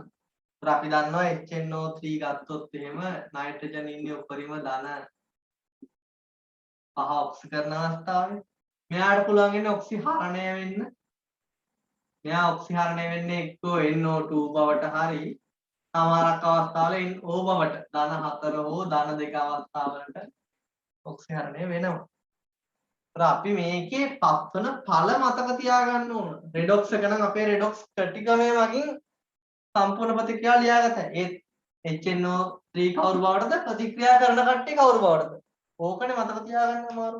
එහෙනම් මේ මන් දෙන කෙටි ක්‍රමයට යන්න මේ දෙන කෙටි ක්‍රමය තියරි වලත් අපි කරලා තියෙනවා. ලේසියෙන් මතක තියාගන්න. හිතන්නකෝ HNO3 එක කාබන් හිටියා කියලා. කාබන් එක දාන්නේ උණුසාන්ද්‍ර නයිට්‍රික් නම් උණුසාන්ද්‍ර කාබන් ඔක්සිකරණය වෙනවා කාබන් ඩයොක්සයිඩ් බවට නයිට්‍රික් අම්ලය NO2 වෙනවා. එහෙනම් CO2 NO2 ජලය තමයි හැදෙන්නේ. ඒ වගේම සල්ෆර් දානවා නම් උණුසාන්ද්‍ර නයිට්‍රික් එක්ක සල්ෆර් ඔක්සිකරණය වෙන්නේ ආයේ උපරිම ඔක්සිකරණ අවස්ථාවට H2SO4 ධන 6 ඔක්සිකරණ අවස්ථාව. මෙතන කාබන් ධන 4ට ගියේ. නම් මෙයා H2SO4 වෙද්දි මෙතනින් ලැබෙන්නේ නයිට්‍රික්ගෙන් NO2 ජලය. හරිද? ඔය පත්තන ඵල මතක තියෙන්න ඕන. ප්‍රධානව පත්තන ඵල මතක නම් ලියා ගන්න පුළුවන් සම්පූර්ණ ප්‍රතික්‍රියාව. එහෙනම් ඒක මතක වෙන විදිහට ලියන්න. සල්ෆර් එක ගත්ත සල්ෆර් H2SO4 වෙනවා. නයිට්‍රික්ගේ නයිට්‍රජන් NO2 ජලය වෙනවා. පැහැදිලිද? මේ සිලබස් එකේ තියෙන කරුණුම කෙටි ක්‍රමයකට තමයි දෙන්නේ. සල්ෆර්ම අපි දැම්මොත් හැබැයි මෙයාගේ උණුසාන්ද්‍ර නයිට්‍රික් නෙවෙයි සාන්ද්‍ර නයිට්‍රික් එක්ක සල්ෆර් දැම්මොත් සල්ෆර් උපරිම ධන 6ට යන්නේ නැහැ. ධන 4 අවස්ථාවේ SO2 බවට තමයි ඔක්සිකරණය වෙන්නේ. එහෙනම් SO2 ධන NO2 ධන ජලය බවට පත් වෙනවා. ඊළඟට උණුසාන්ද්‍ර නයිට්‍රික් සාන්ද්‍ර හරි උණුසාන්ද්‍ර හෝ දෙකම ගතයි. උණුසාන්ද්‍ර HCl එක්ක අපි ප්‍රතික්‍රියාව කරොත් හැදෙන්නේ මොකද්ද? NOCl Cl2 ජලය. මේක හොඳට මතක තියාගන්න කියලා අපි තීරය වලක් කියලා ඇති. හේතුව මොකද්ද? NOCl Cl2 ජලය කියන්නේ මොකද්ද? රාජ අම්ලය. මේකට මම කතාවකුත් කියා දීලා ඇති. ඇත්තටම සිද්ධ වෙච්ච දෙයක්. මේ රාජ අම්ලය තුල ඕනෑම දෙයක් දී වෙනවා.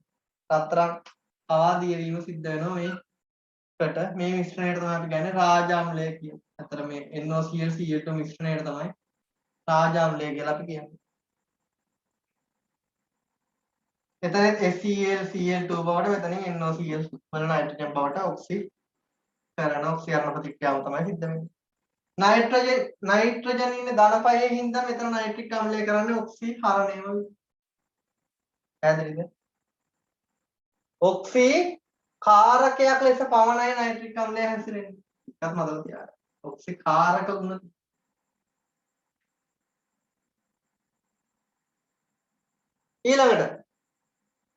ඊළඟට ෆොස්ෆරස් ගත්තොත් මොකද වෙන්නේ? ෆොස්ෆරස් උපරිම ධන පහ අවස්ථාවේ Sp3PO4 දක්වා යනවා. එහෙනම් ෆොස්ෆරස් වලට උණු සාන්ද්‍ර නයිට්‍රික් දැම්මොත් Sp3PO4 ධන පහ යනවා. නයිට්‍රික් අම්ලයේ නයිට්‍රජන් NO2 බවට ඔක්සිකරණය වෙනවා. ජලය හැදෙනවා. මේ පත්තන පළනේ මතක තියාගන්නවා. මේ විදිහට පහසුවෙන් මතක තියාගන්න. ඊළඟට කොපර් දැම්මොත් එහෙම අපි උණු සාන්ද්‍ර නයිට්‍රික් එක්ක කොපර් දාන දෙක අවස්ථාවේ කොපර් නයිට්‍රේට් වෙනවා. නයිට්‍රික් අම්ලයේ නයිට්‍රජන් NO2 බවට පත් වෙනවා. ධන 4ට ඔක්සිකරණය වෙනවා.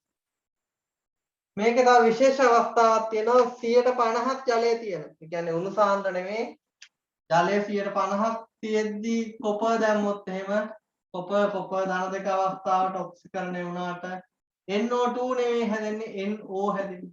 NO ජලය. හොඳට මතක තියාගන්න. තව විශේෂ දෙයක් වෙනවා මේ නයිට්‍රික් අම්ලය මේ ලෝහ වර්ග 4ට දැම්මහම උණු සාන්ද්‍ර නයිට්‍රික් දැම්මොත් යකඩ ඇලුමිනියම් කොබෝල්ට් නිකල් කියන ලෝහ වර්ග වලට මෙම ලෝහ වර්ග 4 අකර්මණ්‍ය වෙනවා. අකර්මණ්‍යතාවය ඇති කරනවා මේ ලෝහ 4. ඒ අකර්මණ්‍යතාවය ඇති වෙන්නේ කොහොමද? ඒක විශේෂ පොයින්ට් එකක්. මේ අකර්මණ්‍යතාවය ඇති වෙන්නේ මේ නයිට්‍රික් අම්ලය දැම්මහම අපි මේ ලෝහ වලට මේ ලෝහ මතු පිට පෘෂ්ඨය වටා ඇති කරනවා ඔක්සයිඩ් පටලයක්. මේ ඔක්සයිඩ් පටලයේ හින්දා මේ ලෝහ වල ක්‍රියාකාරීත්වය නැති වෙලා යනවා. මොකද ඒගොල්ලෝ ප්‍රතික්‍රියාකාරීත්වය සම්පූර්ණයෙන් නැති වෙනවා හේතුව නයිට්‍රික් අම්ලය මෙම ලෝහ වටා ඔක්සයිඩ් පටලයක් ඇති කිරීම හින්දා ඔක්සයිඩ් පටලයක් ඇති කරනවා. ප්‍රතික්‍රියා කරන්න නම් මේ ඔක්සයිඩ් පටලය බිඳින්න ඕන. ඔක්සයිඩ් පටලය බිඳින්න නම් නයිට්‍රික් අම්ලය අප මොනව කරන්න ඕනද? කැළතීම සිද්ධ කරන්න ඕන. හැබැයි නයිට්‍රික් අම්ලය අඩංගු මිශ්‍රණයක් කැළතුවොත් මොකද වෙන්නේ? ඒක අනතුරුදායකයි. ඒ හින්දා මේ දේ සිද්ධ කරන්නේ. එහෙනම් හොඳට මතක තියාගන්න මෙම ලෝහ අකර්මණ්‍ය වෙන්නේ මේ ලෝහ වටා ඔක්සයිඩ් පටලයක් ඇති කරනවා. එහෙනම් මේ ලෝහ වර්ග ප්‍රතික්‍රියා කරවන්න පුළුවන්. හැබැයි අකර්මණ්‍යතාවය නැති කරන්න පුළුවන්. නයිට්‍රික් අම්ලයට මේ ලෝහ දානත් එක්කම කලතන්න ඕන. එතකොට ඔක්සයිඩ් පටලය බිඳිලා සාමාන්‍ය පටල ප්‍රතික්‍රියා වෙනවා. එහෙනම් ඔය ටික තමයි නයිට්‍රික් අම්ලය යටතේ තියෙන්නේ. හරිද? මේවා අර ලොකු රෙඩොක්ස් විදියට තුලිත කරලා ලිව්වනම් ඔයගොල්ලෝ මතක හිටින්නේ නැහැ. එහෙනම් මේ පස් වෙන ඵල මතක තියාගන්න හොඳට. ඒ ටික මතක නම් තුලිත කරගන්න පුළුවන් අපේ රෙඩොක්ස් කොටසදී අපි කරපු කේටි ක්‍රම මගින්. ආම්ලික මාධ්‍ය වාර්ෂික මාධ්‍ය රෙඩොක්ස් තුලිත කිරීම කේටි ක්‍රම වීඩියෝස් දෙකකින් කරා ක්ලාස් එකක් කරා. පැහැදිලිද? එහෙනම් නයිට්‍රික් අම්ලයේ සම්බන්ධ කරුණු ටිකත් අවසන්. එහෙනම් අපි නයිට්‍රජන් රසායනයත් කතා කරලා ඉවරයි. අපිට දැන් තියෙන්නේ ෆොස්ෆරස් රසායනය ගැන පොඩ්ඩක් මම කතා කරනවා. හේතුව තමයි අපිට මේකත් ඕන කතා කරන්න. මොකද ෆොස්ෆරස් රසායනය අපේ සිලබස් එකේ නැතුණාට ෆොස්ෆරස් අපේ නිර්දේශයේ දැන් කිහිපයකම තියෙනවා. රෙඩොක්ස් සම්බන්ධ කරුණුත් ෆොස්ෆරස් වල කතා කරලා තියෙනවා. ඒ ටිකම නැවත මතක් කිරීමක් තමයි මෙතන කරන්නේ. ඒ වගේම ෆොස්ෆරස්ගේ බහුරූපී ආකාර ටික පොඩ්ඩක් පැහැදිලි කරනවා. ඒතර ෆොස්ෆරස්ගේ ප්‍රධානම ආකාර තුනකට ඉන්නවා. ෆොස්ෆරස් බහුරූපී ආකාර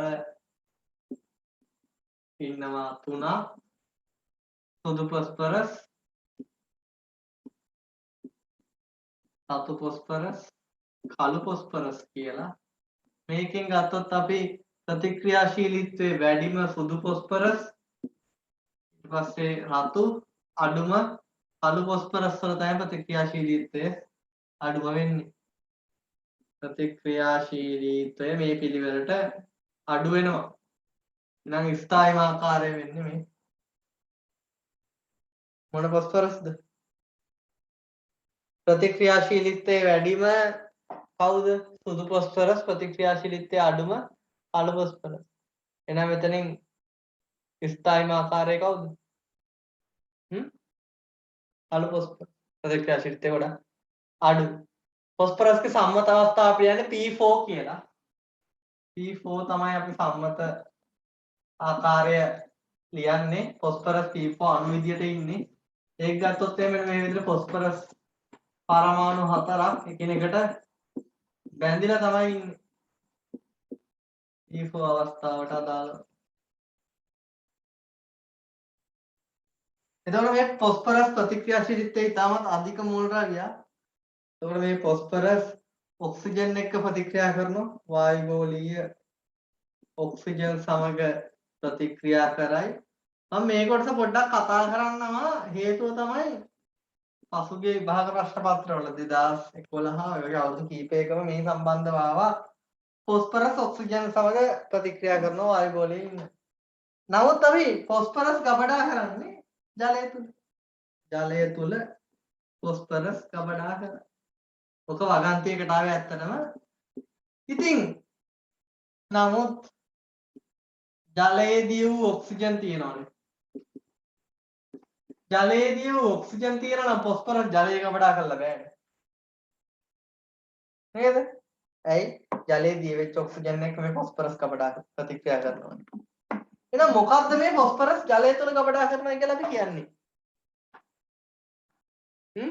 මේකෙදි ඇත්තටම පොස්පරස් ගබඩා කරන්නේ උණු කළ ජලය. නැට වූ ජලය තමයි අපි පොස්පරස් ගබඩා කරන්නේ.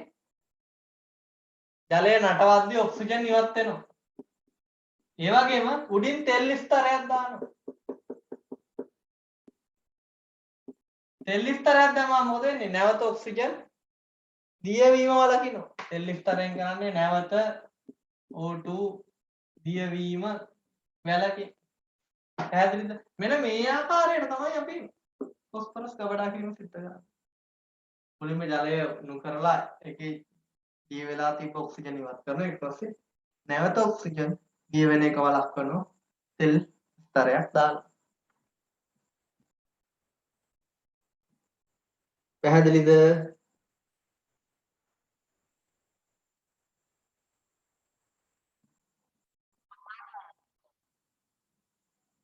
එහෙනම් අවසාන කොටස ફોස්ෆරස් කේ දීදාකරණය. ફોස්ෆරස් දීදාකරණය වෙනවා කියන්නේ ફોස්ෆරස් ඔක්සිකරණයටත් ඔක්සිහරණයටත් දෙකටම ලක් වෙනවා.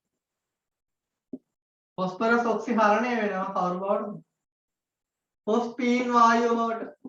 ફોස්ෆරස්ට සෝඩියම් හයිඩ්‍රොක්සයිඩ් දැම්මම CH3 බවට ඔක්සිහරණය වෙනවා. ඒ වගේම මෙයා ඔක්සිකරණය වෙනවා කවුරු බවටද? H2PO2 minus. එතන මේ දෙකට අර්ධ ප්‍රතික්‍රියා දෙක ලියලා ගන්න පුළුවන් වෙන්න ඕන සම්පූර්ණ ප්‍රතික්‍රියාව. ඒක ගෙදරදී කරන්න බැරි නම් වීඩියෝ එකක් දාලා තියෙනවා. වීඩියෝ එකෙන් හරිය අල්ලගන්න මේ භාෂණ මාධ්‍ය දීදාකරණ තුලිත කිරීම. හරිද? මේකේ අවසානයේට එන්න ඕන ජල අණු 3ක් එක්ක E4 ආය සෝඩියම් හයි මේ 3යි මම නම් මේ අංක වලින් මතක තියාගෙන ඉන්නේ 3යි එහෙම මතක තියාගෙන ඉන්නේ. ඊට අනිත් එකට 1යි 3යි එන්නේ. කියන්නේ මේක බලලා සුදුද කරත හැකිනේ. CH3 එන 4ක් වෙන්න ඕන. 3යි 3ක් වගේ තමයි මතක. 3යි 3ක් එතකොට සෝඩියම් 3ක් වෙනවා. NaH2PO2. ඕගොල්ලෝ මගේ ක්‍රම හරියන එකක් නැහැ. මම මේ 3 වයන් මතක තියාගෙන ඉන්නේ මේක. හරිද? මේක ඕගොල්ලෝ මේක එක්සෑම් එකේදී කරනවා නම් කරන්නේ කොහොමද? මුලින්ම ඕගොල්ලෝ අර්ධ ප්‍රතික්‍රියා ලියන්න. ඒ කියන්නේ P4 PH3 වෙනවා. මුලින්ම ඔක්සිකරණ අංකය වෙනස් වෙන පරමාණු තුලිත කරනවා. ફોස්ෆරස්ට 4ක් දාගන්න. ඊට පස්සේ හයිඩ්‍රජන් වැඩි මේ පැත්තේ 12. හයිඩ්‍රජන් වැඩි පැත්තට මොකද කරන්නේ? සමාන හයිඩ්‍රොක්සිල් ප්‍රමාණයක් ගන්නවා. මම කෙටිකම දීලා ඇති. ඔක්සිජන් නැති හින්දා තමයි මේ ක්‍රමයට ගියේ. ඔක්සිජන් හිටියනම් ඔක්සිජන් වැඩි පැත්තට සමාන ජල අණු ප්‍රමාණයක් දාන්න ඕන. මේ පැත්තට හයිඩ්‍රජන් තුල දෙන බලදී ජලය දානවා. ජල අණු කීයක් දෙන්නේ? 12. ඊට පස්සේ ආරෝපණ සුද්ධ කරන්න. මේ පැත්තේ ආරෝපණය ඍණ 12 එනවා මේ පැත්තට 12 ඉලෙක්ට්‍රෝන. ඔන්න ඔක්සි හරණාර්ධ ප්‍රතික්‍රියාව හරි. වෙන ඔක්සි හරණය. ඔක්සිකරණය වෙන්නේ කවුරු පාඩද? P4 H2PO2 මයිනස් වෙනවා. මුලින්ම ෆොස්ෆරස් තුලිත කරන්න ඕන ඔක්සිකරණය කියන ලක්ෂණ පරමාණු. ඒකට 4ක් දානවා. ඊට පස්සේ මේ පැත්තේ ඔක්සිජන් 8ක් ඉන්නවා. නැත්තම් මේක කෙලින්ම අපට පුළුවන් මේ පැත්තට 8යි හයිඩ්‍රොක්සිල් දාම මෙතන හයිඩ්‍රජන් 8යි ඔක්සිජන් 8යි ඉඳලා. නැත්නම් අපේ කෙලින්මටත් යන්න පුළුවන්. මේක නම් නිකම්ම පේනවා. මේ පැත්තට OH- 8ක් දැම්මම ඔක්සිජන් 8යි හයිඩ්‍රජන් 8යි තුලිත. පැහැදිලිද? ඊට පස්සේ මේක ආරෝපණ සූත්‍ර කරන්න. මේ පැත්තේ ඍණ 8යි, මේ පැත්තේ ඍණ 4යි. එහෙනම් මේ පැත්තේ ඉලෙක්ට්‍රෝන 4ක් එන්නේ. සම්පූර්ණ ප්‍රතික්‍රියාව ගන්න ඉලෙක්ට්‍රෝන සංක්‍රමණ සමාන වෙන්න ඕන. මෙයා 12ක් ගන්නවා, මෙයා 12ක් පිට කරන්න ඕන. එහෙනම් මේ මුළු ප්‍රතික්‍රියාවම 3ෙන් ගුණ කරලා එකතු කරන්න ඕනේ. ඉලෙක්ට්‍රෝන වලට ඉලෙක්ට්‍රෝන කැප යනවා. OH- ලා කපන්න පුළුවන් ඒවා කපලා සම්පූර්ණ එක ගන්න පුළුවන්. එහෙනම් අපිට අවසාන වශයෙන් කතා කරන්න තිබෙ ෆොස්ෆරස්ගේ දීදාකරණය. ඒතර ෆොස්ෆරස් ශාරීය මාධ්‍යයේදී දීදාකරණයකට ලක් වෙනවා. එහෙනම් ෆොස්ෆරස් ශාරීය මාධ්‍යයේදී දීදාකරණයකට ලක්. අපි කොහොමද මේ සිලබස් එකේම තියෙන ඔක්කොම දීදාකරණ ටික භාෂික මාධ්‍ය සිද්ධ කරන දීදාකරණ ටික එක තැනකට ගන්න ඕන. ඒතර මේකේ හොඳ නිරීක්ෂණයක් තියෙනවා. සෝඩියම් හයිඩ්‍රොක්සයිඩ් දැම්මම ෆොස්ෆරස්ට වායු බුබුලු පිට වෙනවා. ඇයි වායු බුබුලු පිට වෙන්නේ? ෆොස්ෆීන් pH3 කියන්නේ වායුව. ඒක හඳුනා ගැනීමේ පරීක්ෂණයක් විදිහට අපිට ගන්න පුළුවන්. වායු පිට වෙනවා.